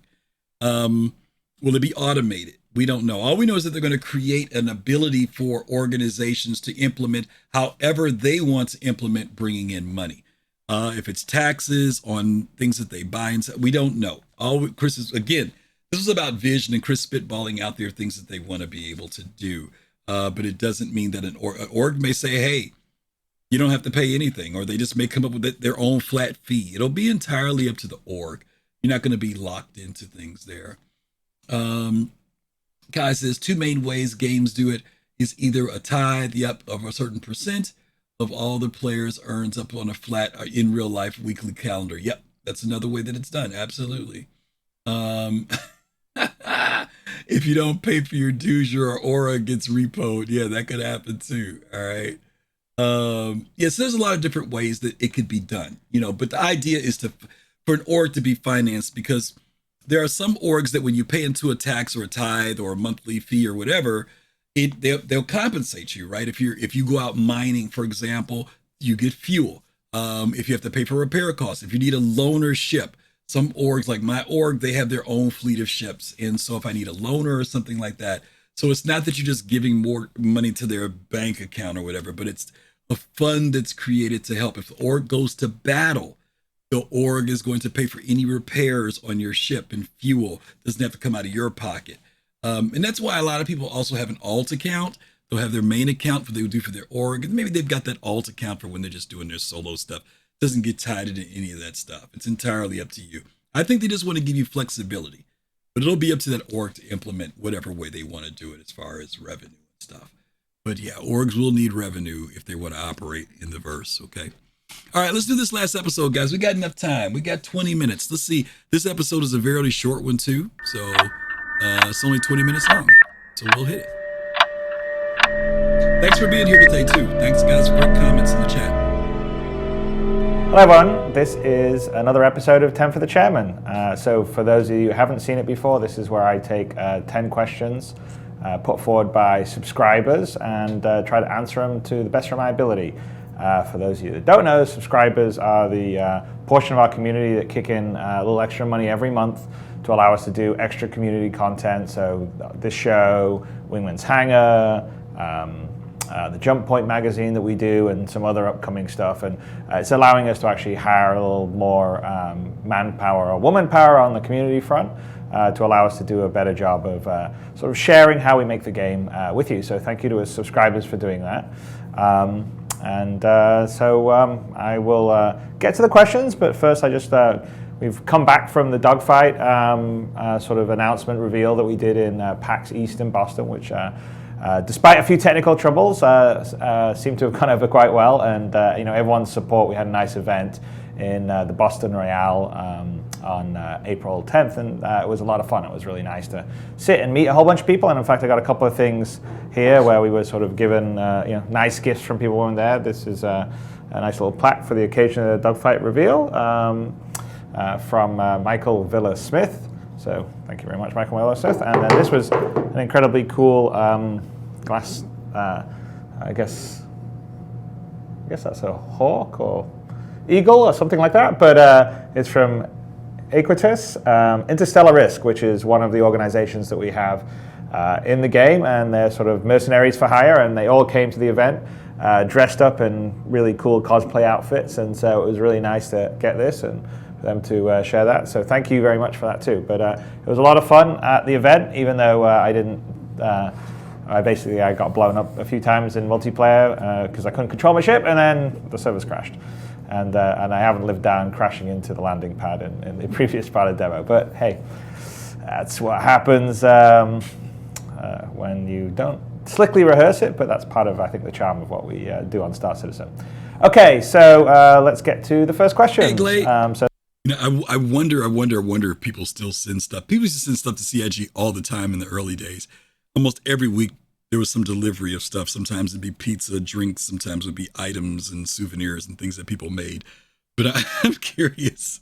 I'm sure they still get stuff on occasion, but I'm just really curious how the sentiment has been, other than please hurry up with the game. I'm curious whether or not they're still receiving some gifts from time to time. Anyway, let's get going. So the first question comes from Terra Titan Opticon, who says, say I'm in a Hornet taking damage and I need to open the canopy and get out before I'm killed. Now I'm in my 0G in my EVA suit. How would I get back to a planet or a space station? Do I need to wait for a rescue vessel? So yeah, I mean, kind of the idea is you eject out and then you would sort of float in space for a little while, and I guess you can sort of watch the battle, and then after a period of time, which I guess will determine, you would basically sort of hit the, whatever the equivalent escape key is, which would basically say, okay, I'm done now, I'm ready to sort of be respawned back on my closest friendly planet or last location I was on. And then we'll probably sort of cut to a sort of in-game cinematic with you getting rescued by search and recovery or something like that. So essentially the idea is you eject, get out of it, so you sort of keep your life intact. You could sort of 0G look around, see what's happening out in space, and then after a certain minimum period of time, you can just sort of basically go, okay, I'm ready to go back to the last friendly planet or last friendly location I was on, and then we'll put you there. So I hope that answers that question. Interestingly enough, even though we don't have Death of a Spaceman completely in the game right now, there are many, many players that when something happens where they eject out of their ship, whether willingly or unwillingly, that other players will come pick them up. They don't always automatically just hit the backspace and commit suicide and wake up at their former location. Quite often, they will tell somebody, this is where I'm at, as long as they're on their friends list. And I've done this before. They fly out and pick them up and retrieve them. I remember even people at one point when they would fall out of a ship and they were falling through atmosphere, people would try to get their ship underneath them and capture them for the sake. That was almost like a sport. But anyway, the fact that people do step into that now, but even more later on when it means that your character could die, that might be a real issue. Now, I know Chris said here that maybe there would be a thing where you would call for this beacon and he talked about NPCs doing this responding as well.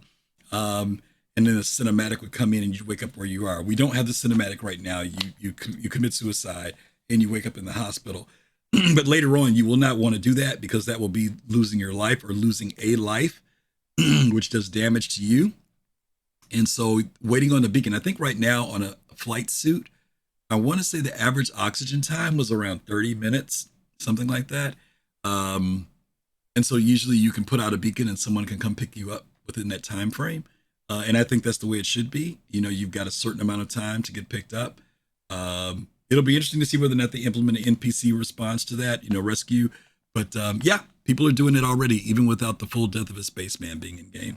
And yeah, we may think about having some techniques where, if you're in a battle or other stuff's going on, that some other friends say a part of your organization or whatever, if they rescued you, there could be a benefit or a bonus for that, rather than just sort of have the auto game do it. But we haven't quite got there yet, but that's something that I'm pretty interested in doing. We're there already, so we've got help the cooperative gameplay again. Okay, so next question comes from Colonel Joseph, who asks, regarding instances in the persistent universe, since the changes that we are going to make in the universe will be permanent, what will happen if I accept a mission to hunt down an infamous pirate and someone else kills him while I'm on my way to the given coordinates? Well, the mission will no longer be valid or achievable. So I would assume what would happen in that case. I'm not quite, I'm not sure whether it's like, okay, you need to kill this infamous pirate and here's exactly the location. My guess is we'll probably have the missions set up more like there's a big bounty for some really sort of high-level NPC bad guys, and whoever manages to achieve the bounty first is the one that gets the fame and fortune. And so essentially, if you're there and someone else has gotten there first, then you just like in real life, it's there's no reward in that case for second place. So get there first, I guess, would be the answer. Next question. We have that now with the bounty system and crime stat system. People go after folk. But obviously they're talking about implementing it in more with NPCs. Since you guys watched The Mandalorian, there was a certain sequence where there was a bounty put out on The Mandalorian and all the bounty hunters all got that message. Remember, they were contracted out and everybody got that message at the same time and everybody took off to go after them. We've seen that in other films too. So you could have a very similar situation like that where a bounty goes out after someone. issued by the UEE. Maybe somebody hits a certain level crime stat, people who are bounty hunters. Maybe you guys have got something on your Mobi-Glass that you don't have to go look for missions, but it actually notifies you that someone in that area is there. That would be really, really cool. But we'll have to see. We'll have to see what happens here. Let's see. Admiral says, but Griff, it's 2023. I should get a reward for at least picking up the mission. Yeah, no, you lose out, Admiral. If you weren't there the first one there, you lose out. Comes from Desert, who asks, my question relates to partial damage and repair. For example, if you lost your port wing in a dogfight, which you were then able to win and limp home from, would the repaired starship have a bright and shiny port wing while the rest of the hull is somewhat weathered? Or will repair be a general thing which restores the entire ship to showroom quality? So what I'm assuming is, like, if you went back, and had your ship fixed up, maybe had the wing added onto it, probably what would happen is part of just a general sort of like repair and fix up is they will sort of bring up the rest of the ship, at least clean it up and not weather it as much. That'll be part of sort of the repair costs.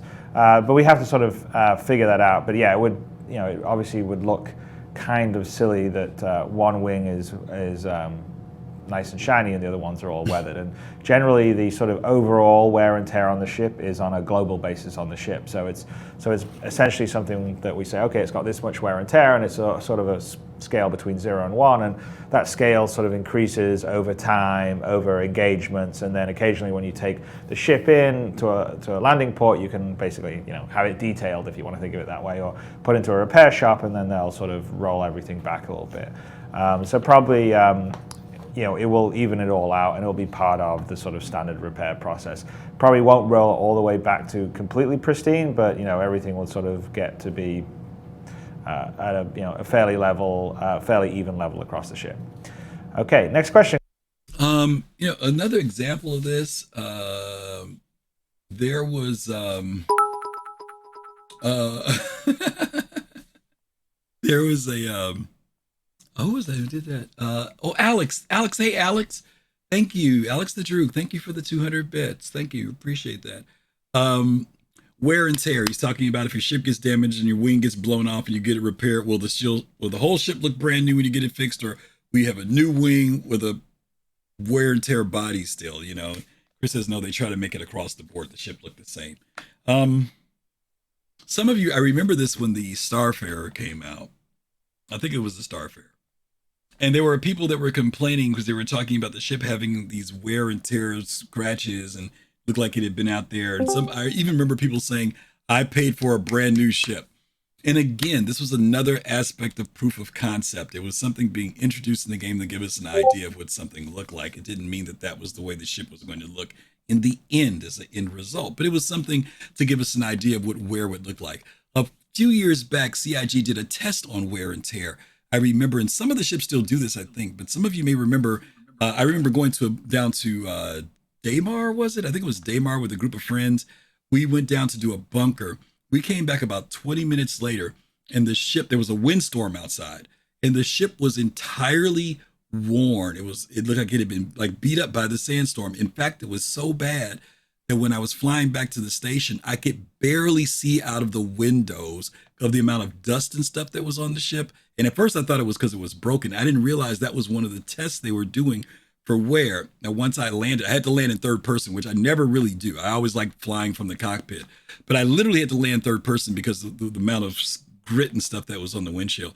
But then once I landed and did repair, poosh, everything went away. But the problem was it happened in a very quick amount of time. It was only like 20 to 30 minutes and the ship was just totally covered. But I'm looking forward to this idea of physical wear. I mean, actual, from a cosmetic standpoint, it shows that my ship has been someplace or been through some things. But I'm also looking at it from a technical side of, when I've been out flying for a certain amount of days or hours or weeks, that my components begin to wear.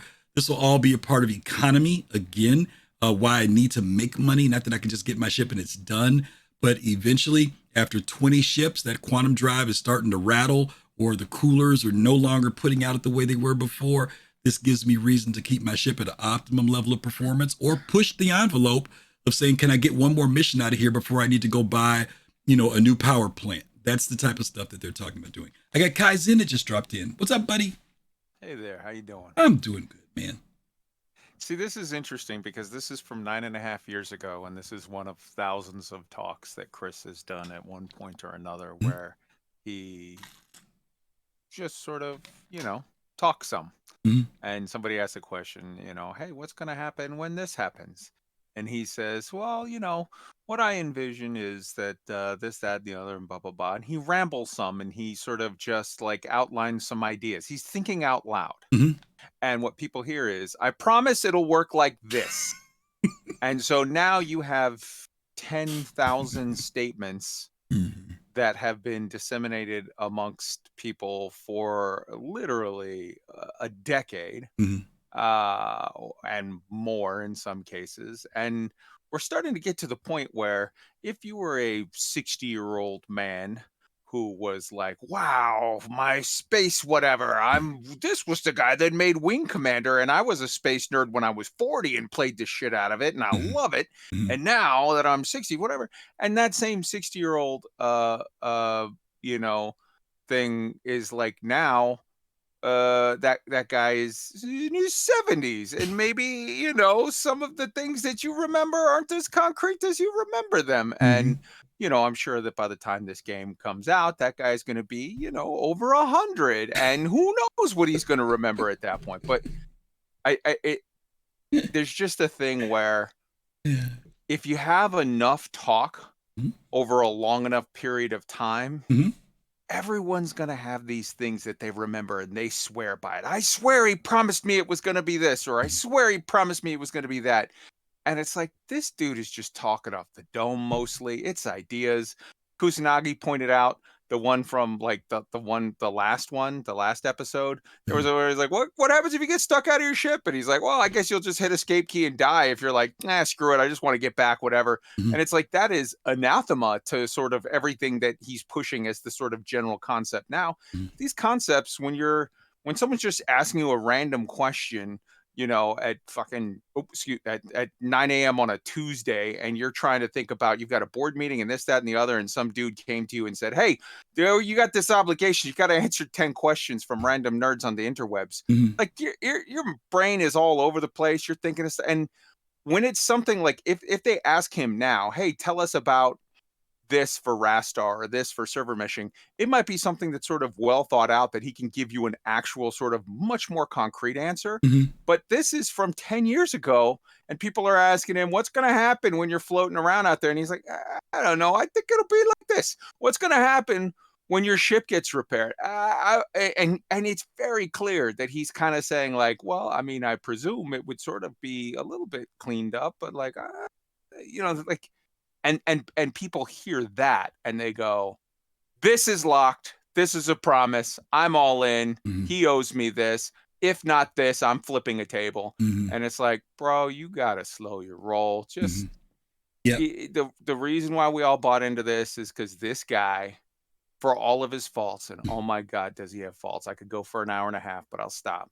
uh he's a creative genius, and we like some of the shit that he did before, and we'd love to see what he did if he had the opportunity to play without people, without corporate people in suits at board Mhm. meetings telling him no. Yeah. So like, let it play out and let's see what it turns into. Maybe it'll suck, maybe it'll be awesome, Yeah. but like, how many chances do we have at this point, if for those of us that aren't in high school anymore, for those of Mhm. us that are doing this at nights after a job that we hate, and or are retired, and like you have all of your honeydews and all of your whatever, like this is one of our last hurrahs, this is one of our last chances at something that's, it may be great, Mhm. it may be shit, but the one thing I can guarantee you about Star Citizen, it won't be mediocre. And my entire life, all the games that I've seen, with very few exceptions, Baldur's Gate really has just won my heart this year.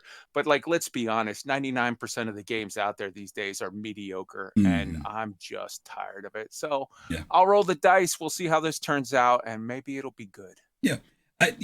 I think that one of the reasons why I said the reason why I'm doing these shows and why I'm deliberately going back 10 years and going over this is to talk about what do we see? What's tangible? What's intangible? What was just vision?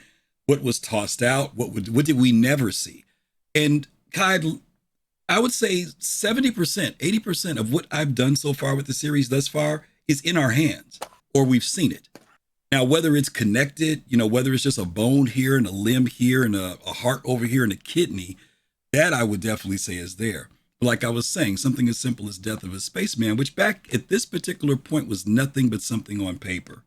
We didn't have any form of coming back into the game and gameplay. About 90% of that is in the game right now. So it's not necessarily that he's just talking. I think there are some concepts and ideas of what he wants to do. But I think there's also a certain aspect of how much should he commit to this early in development. We are only a year and a half into the development for a game that he wants to project that lasts 10, 15, and 20 years. So if you do become too definitive about what you say, you definitely are making statements of promise and commitment to a community. I agree with you 100% that it's the community that translates what Chris is saying into promises. They did the same thing with the roadmap. The roadmap came out. The roadmap was supposed to be a guide of what we would like to do, what we are hoping to do, what we are targeting to complete. The community made it. You said in October this was coming out. They do the same thing with the progress tracker right now. They've said that the progress tracker is not a showing you of when things are finished. It's designed to show you what they're working on at any given time. People see the end of the dotted line and they say, such and such is coming out this month. Can I make a suggestion though, Griff? Yeah, sure. I agree with you 100%, except for if it's not a thing that tracks progress, maybe don't call it a progress tracker. No, you can say progress. Call it what do you want to call it? Call it a work schedule, because if it says that we're going to work on module Z from June to July, and module Z isn't going to be done for another 4 years, but it's just that this team is going to work on it for this time, and then they're going to go move on to another thing, and then they're going to come back. Yeah. Don't tell people, hey guys, that thing that we called a progress tracker, don't expect it to track progress. That's just stupid. Well, it's semantics. I agree with you. I agree with you. Don't bring the Jews into this. I agree with you. Maybe it needs to be worded differently. I agree. I won't dispute that point. But again, for the record, any young people that might be thinking like, "Whoa, that took a racist turn." That's an old joke from what's his name? What's his name? The director, Blazing Saddles. Mel Brooks. Mel Brooks. Whenever someone says that's semantics, he says, "Don't bring the Jews." Whatever. Yeah. No, and you're right. No, that was a poor decision. No. I agree. And again, some of this is still driven by us. We want the game, no matter how many slices, right? Whether you're the lovers or the haters, we want the game. And and I still think that, and guys, I don't keep this in the context because Kai's taking me someplace that I do want to talk about, but I don't want to get too far away. Our desire, you just said this a few minutes ago when you said, look at how many games are out there right now that are they're average, right? Kai, I talk to some people in my org sometime, and I'm embarrassed when I say I've got like 130 games. And there are people who tell me 130, I've got 780 games in my Steam. I'm like, when did you have time to play 780 games? And you're half my age. There's something that's driving us that wants us to have this great game experience. And so I know that some of that is what also clouds us. And so for me, when I hear progress tracker and I hear them say, well, this is what the progress tracker is, I hear that. Where there are other people who the word progress means, if I see the end of something, that means it's finished. And I agree with you. It's like a default feeling that people are going to have, because for most people, when they hear progress, they see a line end, they think that's it. It's not a state of where we are. Like you said, what was the term you used? Is to call it a work where we are in our work schedule. Work schedule. Yeah. Something. Work schedule would work better because people would identify with that. They would definitely understand that, this is just what they're working on right now. That's the biggest hit that Star Citizen constantly gets. The biggest complaint people have about Star Citizen, other than the fact that bugs, they don't get the game. It's like, hey, we wanted this like 7 years ago. Other than that, the biggest thing is Star Citizen does a really shit job of managing expectations. And you can blame some of that on the company. You can blame some of that on the community. You can blame, like, there's plenty of blame to go around every which way on that. But the thing you have to keep in mind is these guys are not idiots. These guys have made a lot of money. So to what extent is that not managing expectations because they are dumb and screwed it up and set up the community to be mad? And to what extent is that poor managing expectations because they live in that area, they earn money on that area? You dreaming big and getting super hyped for something and then going out and putting $4,000 on your credit card, and then it it's okay, that's big money, that's a lot of earnings. And then they say, but in 6 months that guy's going to be mad, and they're like, that's future me's problem. Right now I got $4,000 from this dude. I don't know. It's a good point, but the good point is too, how many times are gamers going to get burned and keep falling into the same trap?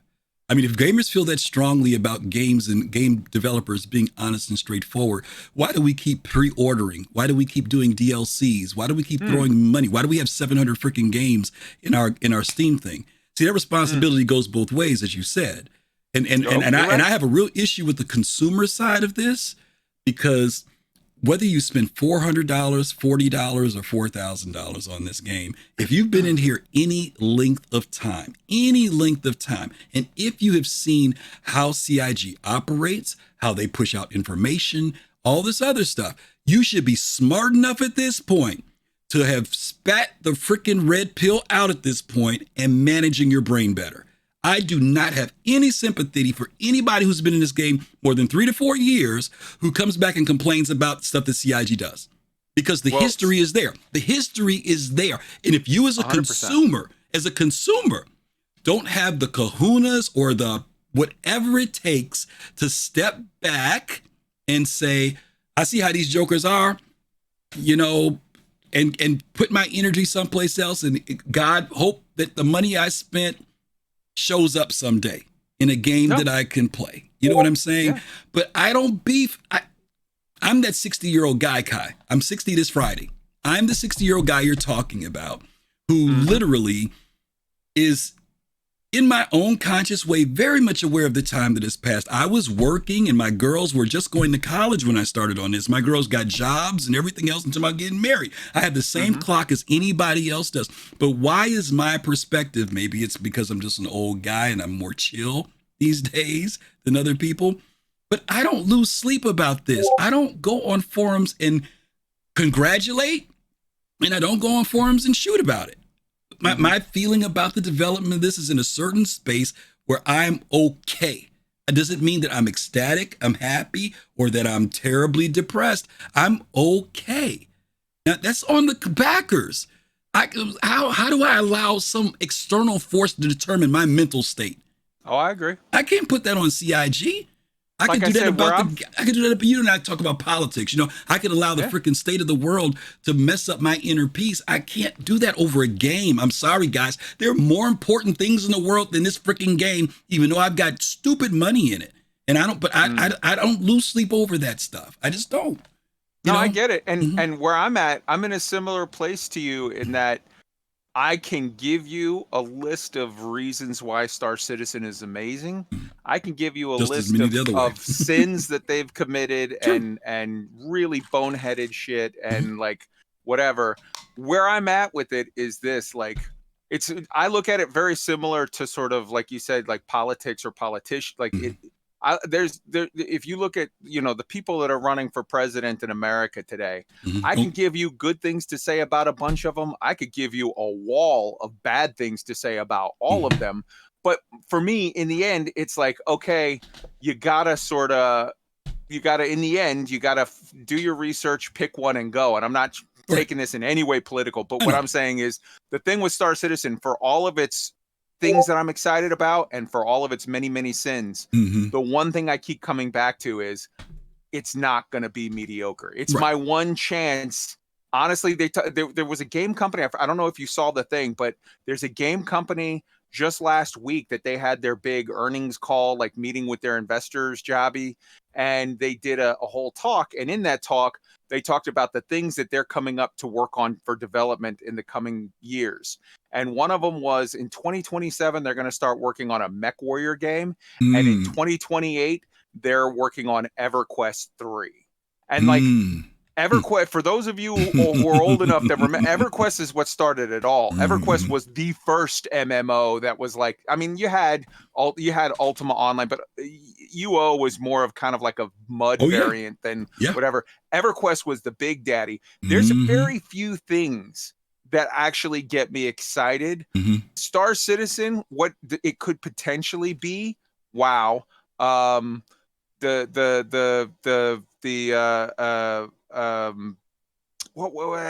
Ashes of Creation, you know, which is another Star Citizen of it's like, wow, it's a great big dream and like maybe a decade out.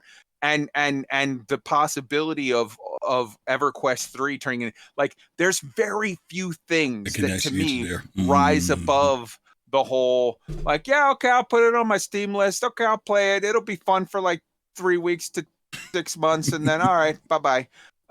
This, you know, so yeah, it's like, okay, this at least, I'm not saying it's going to be great. Right. It's, well, no, I am saying it's going to be great. That doesn't mean it's going to be good. It could be a great big steaming pile of shit, or it could be a great big triumph. But whatever it is, in the truest, in the term of what, you know, English great means, it's going to be big no matter what it is. Whatever It's it either is, going to be a big dumpster fire or a big parade. But either way, I put a couple bucks into the thing, and I'm riding this ride, and we'll see where it ends up. I'm going to shut up and let you finish your episode. All right, buddy. Brother. Thanks a lot, Kai. Okay. Later. All right, guys. We're going to jump back in. We got to wrap this up. Yeah, I'm past my 2:00 hour. Question comes from Vendaval, who asks, will asteroid fields be depicted forming a ring around a central star, or will they be localized debris fields in a concrete region of a star system, as in Freelancer? I think we're probably going to have a combination of both in Star Citizen, so there will definitely be asteroid fields, you know, in various areas of the system. And then we'll probably have some, you know, sort of ringing. Neverwinter Night's Chill, I mean, in general, if they're in various instances around the system, they're actually really always going to be sort of in a ring or some broken up ring around the central star. But there'll be definitely pockets of asteroid fields around the system. So I guess the answer on this one would be kind of both. But there'll definitely be some localized debris fields where you'll sort of find debris and some other stuff in the various systems. So I don't know if I've answered that question very well, but I guess it will be kind of like Freelancer and kind of like other things. There you go. Okay. You guys have been in the verse, you know, we have that already. We have some area where there are debris fields circulating some of the planets. And then we do have the asteroid belt. As you guys know, the Aaron's Halo is in there too. And we've seen it on the star map, so we know that they're planning to do that. Next question comes from 6Joe, who asks, will there be a social module? If so, how are we going to talk to people? Voice, text, or something very new? So yes, we're planning on having sort of a planet-side module, which also could be the social module. And that's really sort of to develop the buying and selling stuff down on a planet, and then say in the bar interacting with other players and talking to them. So we're looking at you know, various ways to do the communicating. Obviously there'll be the sort of standard sort of chat window stuff, which you know, you've seen a lot before, so we'll have that. But you know, we're more excited by one of the things we're playing with is this thing called Live Driver, which will allow you to you know, have your webcam look at your face, and you can sit on your computer and speak like I'm speaking to you right now. And then if you are watching, you are playing the game, and in your version of the client, you would see my actual avatar mouth moving while you were hearing my voice. So if we have that happening, which we've got some, you know, early tests that look very promising, I think it will allow a lot more of immersion in the in sort of the interaction areas. And then, you know, the only issue we have is we need to have some control for, you know, basically being able to make sure that people can't be obnoxious or rude or grief people like verbally. So we're still figuring out kind of how we may be able to police that.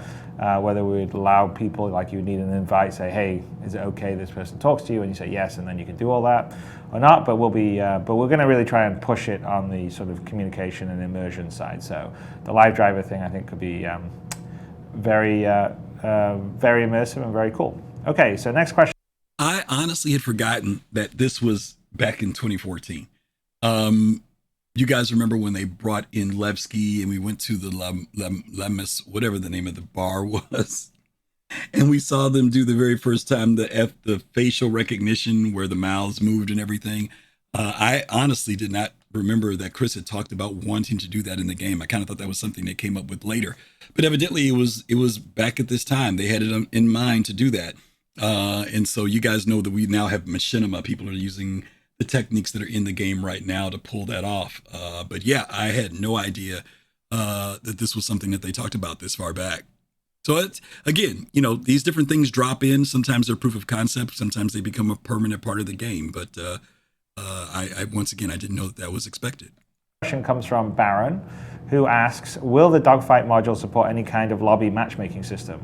Will we be able to launch the simulator with a bunch of friends or members of our associated organizations? Do we have the flexibility to set up matches with particular individuals that we add on a friends list? Yes, the dogfighting module is going to have a full lobby matchmaking system. Dogfight V1, which is the first thing that we'll be releasing in 2-3 weeks or so. It's going to be in May. Probably third week of May, I would think, would be a full rollout. But we'll Thank you, Kai.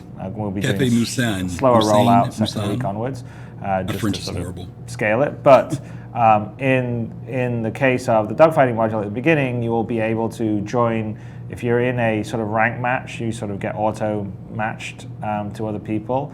And then if you want to set up a private game, you can say, oh, here's my private game, and you can give your code out to your friends, and then they can join. So you could tell your members of the organization or friends, type this code in, and this is how you'll join my match. So that's the basic stuff that will be in a Dogfight V1. But there is, Dogfight V 1.1 or 1.2. We have a full plan for a full lobby system where you'll be able to do pretty much everything you can do in most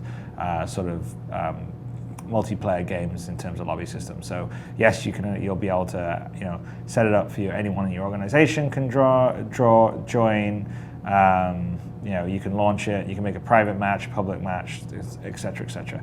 To be in one of the ranked matches, you have to be part of sort of our matchmaking system, which means that you basically get what our matchmaking server does, because obviously we want to make sure that when you're getting ranked, it's against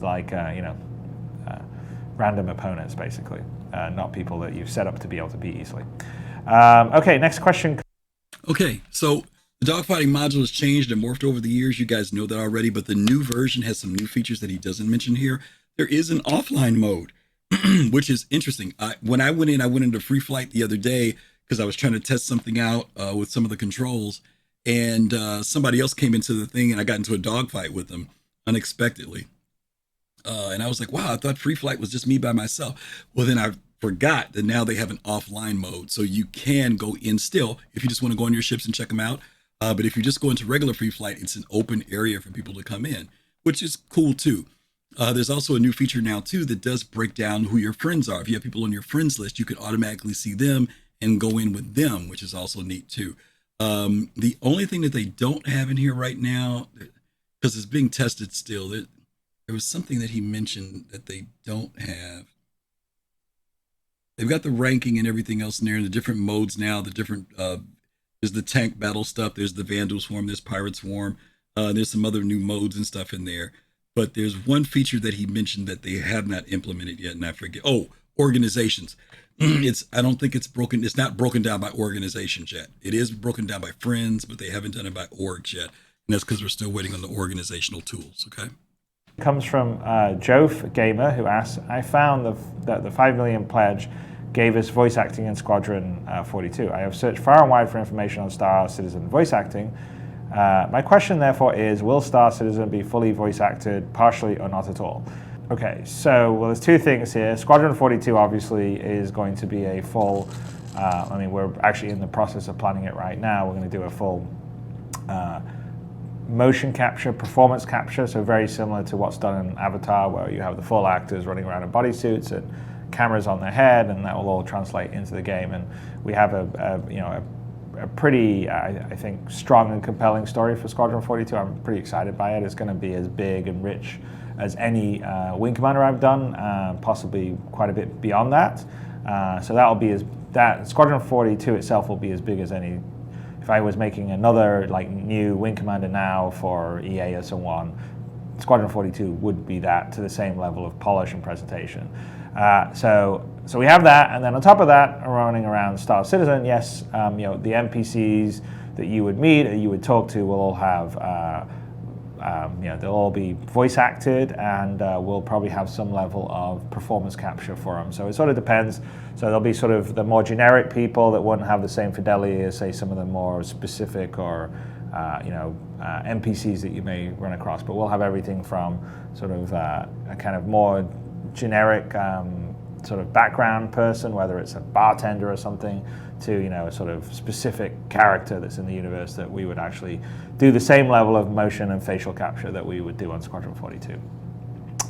So it's going to be pretty, I think, compelling and immersive, hopefully. So we're going to start shooting a lot of that starting August or September of this year. So both for the Persistent Universe, which is Star Citizen, and for Squadron 42. And it will be a long process, but I think will be pretty awesome once you get to wander around in all of it.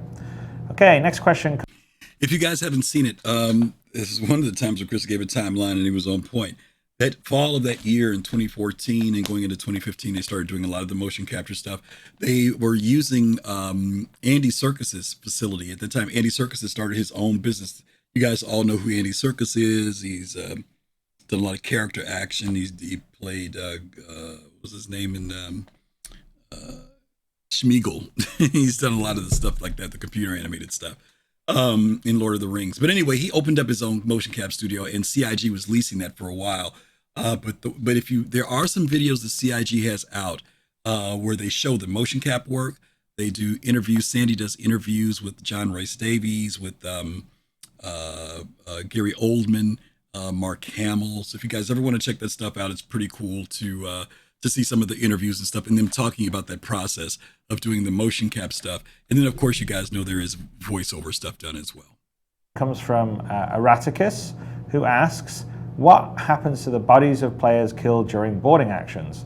Will they need to be physically dragged to the nearest airlock, or will there be some other solution? What we were thinking was that if someone gets killed in a boarding action, and if members of your team essentially trying to board the ship, or vice versa, manages to recover the body and get it back to a med bay, and some of the bigger ships will have med bays, or you've got a certain time limit to get the body to a med station, or something like that, like maybe on a station or down on the planet. If you manage to do that, you have a chance of saving the life of that player. So in terms of the number of lives you go through, in sort of the idea of every character will have a finite life, and the kind of idea is sort of like a cat. You've got so many lives before you properly die, and then you have to move on to a new character in the universe, which was all described in my Death of a Spaceman post a while ago.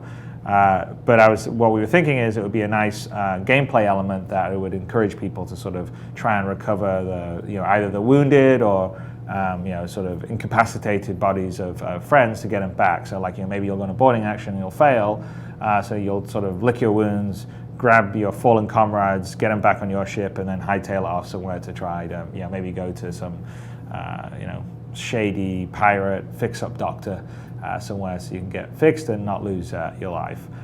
So that's what the solution is. If you abandon your friend there, I think what we'd probably do is you lose a life, and at some point we sort of detach the body that would be sitting on your ship, which would probably allow you to be able to vent or put out the ship, but that wouldn't preclude the person who actually lost his life being able to respawn on a planet. They just sort of at that point separate in terms of characters. So we probably don't want to have a body just magically disappearing on board a ship.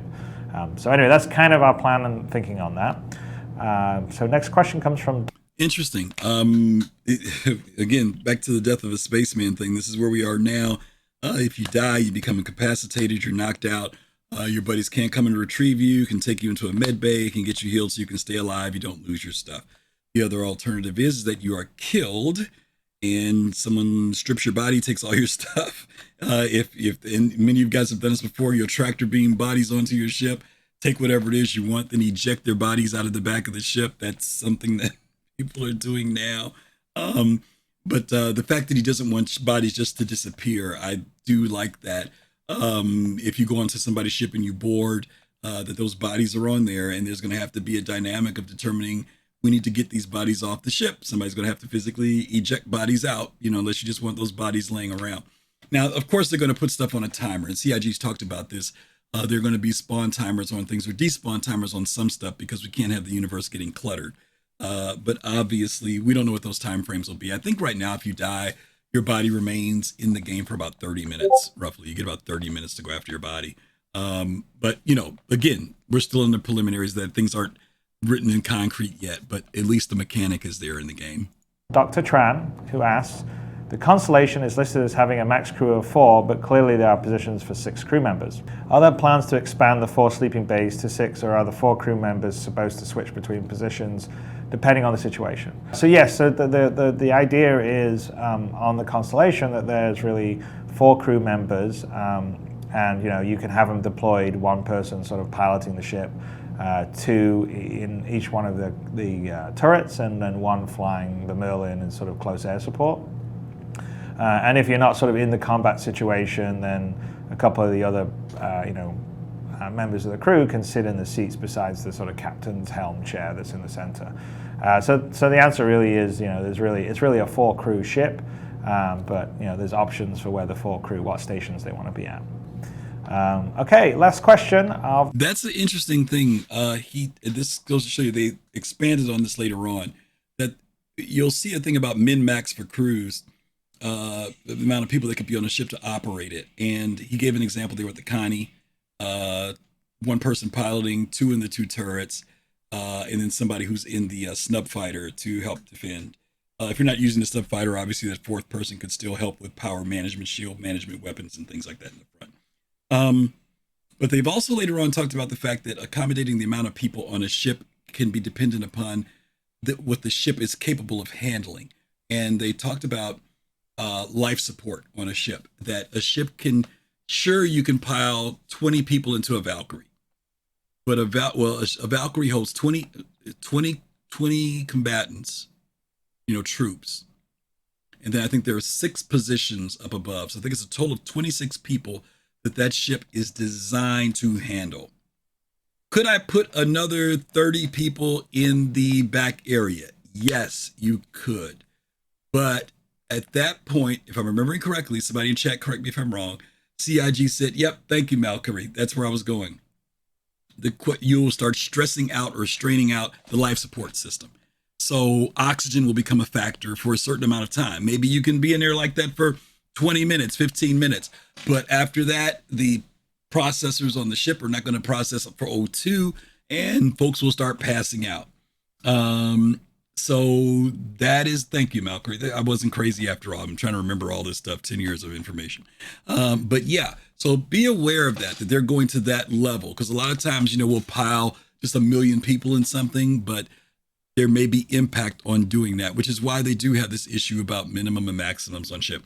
Also, don't forget, weight will be a factor too.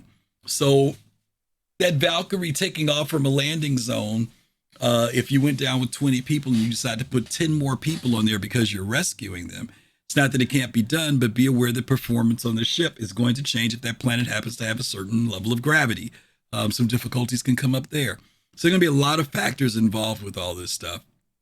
Hence, again, these are the things that we get into talking about why things take so much time. If we fake them, we can maybe get some things done a lot faster. But if we're going to that level of detail immersion, which some people feel is just too much, it's like, Chris, we don't need all that. And then there are other people who are like, gimme more. But then CIG has to balance out that too, like what remains within practicality of producing the game, what's fun, what's realism, and finding the right balance for that. And that's no small task to do. All right, we got a couple more here. We got maybe 1 or 2 more. The 10 comes from Kin Shadow, who asks, in the past Wing Commander games, capital ships could not be damaged by traditional weapons and missiles. Do you see this being true in the Star Citizen persistent universe? For instance, would a Hornet fighter even be able to damage an Idris corvette or Javelin destroyer? Or would a Gladiator or Retaliator be needed to be even in that fight? So I definitely think that you would be able to do damage to bigger ships in smaller ships. So I don't think we're going to have an artificial limitation saying, oh, well, if you're only in, you're in a Hornet, you can't damage this capital ship. But, like anything, the amount of damage that your ship can mete out is sort of proportional to what you deliver. So obviously something like a Retaliator with some big ship-to-ship torpedoes can really do some damage to a bigger ship like a destroyer or a corvette. But that's not to say that a team of Hornets working together couldn't cripple like an Idris corvette, because they certainly will be able to sort of come in, strafe, try and shoot the turrets, and there'll certainly be weak spots on some of the bigger ships that you could potentially do some crippling damage in. But in general, the goal would be to take out the bigger ships. What we would like to have is sort of a combined arms situation. So, you've got some Hornets for the air superiority, and then people coming with Gladiators or Retaliators to really sort of do the heavy damage. So that would be the ideal way, but, there definitely should be cases where you'll be able to inflict some damage even if you don't have the heavy guns like a Retaliator. So it won't be like the Wing Commander where you needed a capital ship torpedo to take out a capital ship, but you certainly won't be able to just put a bunch of laser blasts into an Idris corvette and expect it to blow up. I mean, we're modeling damage accurately, we're modeling the different parts of it accurately, so you'll basically can be doing localized damage, and potentially some of that localized damage could be fairly impactful or crippling on the ship, but if you really want to split it into, you probably have to put a ship torpedo into it. Okay, so there you are. That's the 10 questions for this week. I'd like to thank all of you for watching. I'd like to thank all of you for supporting the game. It's pretty amazing how far we've come in such a short period of time. We're working really hard on the dogfight module to get it out to all you guys. And thank you to all the subscribers that contribute money to enable us to do this and a lot of other community support and work. And I will catch you next week. Bye. Okay, very cool. Another episode, 3 episodes down. We're chopping through them little by little here. We're getting there. Yeah, lots of stuff there. Again, this idea of smaller ships being able to take out the bigger ships. And yeah, it's interesting because in film, we've seen this, Chris is a big influence of Star Wars. X-Wing fighters could be a threat. Right? They were mosquitoes, but they were irritating mosquitoes, right? I mean, to a Star Destroyer. But we saw there were times when they did some decent damage, knocking out radar systems, things of that nature. And so they said that they do want to have this idea, though, that a variety of different ships are needed to be able to take out a major ship, and everything from light fighters to heavy fighters. We've got ships like the Ares series of ships to help disable shields and weapons. And then you've got the big daddies like the Retaliators and the Eclipses and things like that come in. You got the Perseus and other ships like that. So scale is going to be a factor, right, with how much damage can be done to a ship. Right now, I've known people who've gone in with a very small ship and gone after the Idris before and taken it out. But again, things are not balanced. Armor is not in the game. Weapons are not balanced at all. So once again, please don't think where the game is now is where it's going to be later when it comes to the actual gameplay mechanics. They're all out there for us to test, to have fun with. But eventually, when everything's in place, everything's going to scale up, from economy to combat, living. All this stuff is going to scale up into a much different way. It'll be really interesting to see whether this game is the game that people really, really, really want to play when it's all said and done. Anyway, that's it. We have chopped through it all today. I want to say thank you to everybody who's here, who has been hanging out with me today. You guys are awesome. I really, really appreciate the chatter in the chat. You guys were saying a lot of good stuff in here today. I was trying to read it all, and a couple times I was reading your guys and not paying attention to Chris.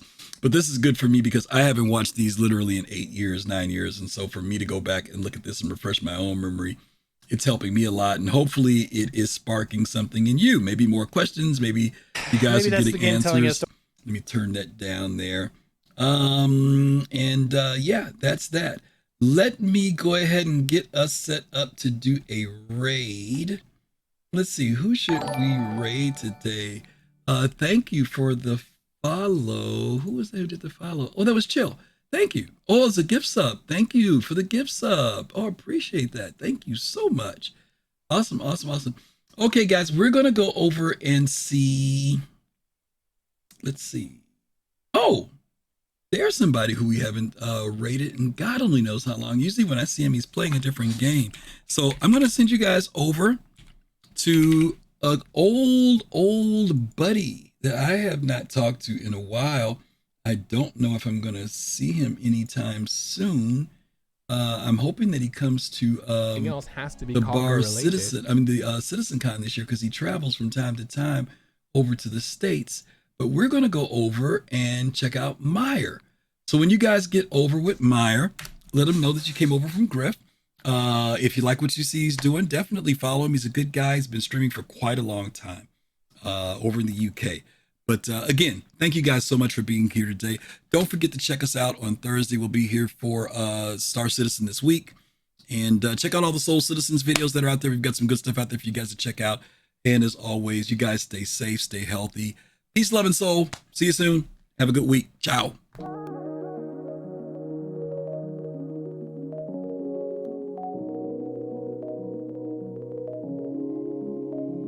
GG, well played.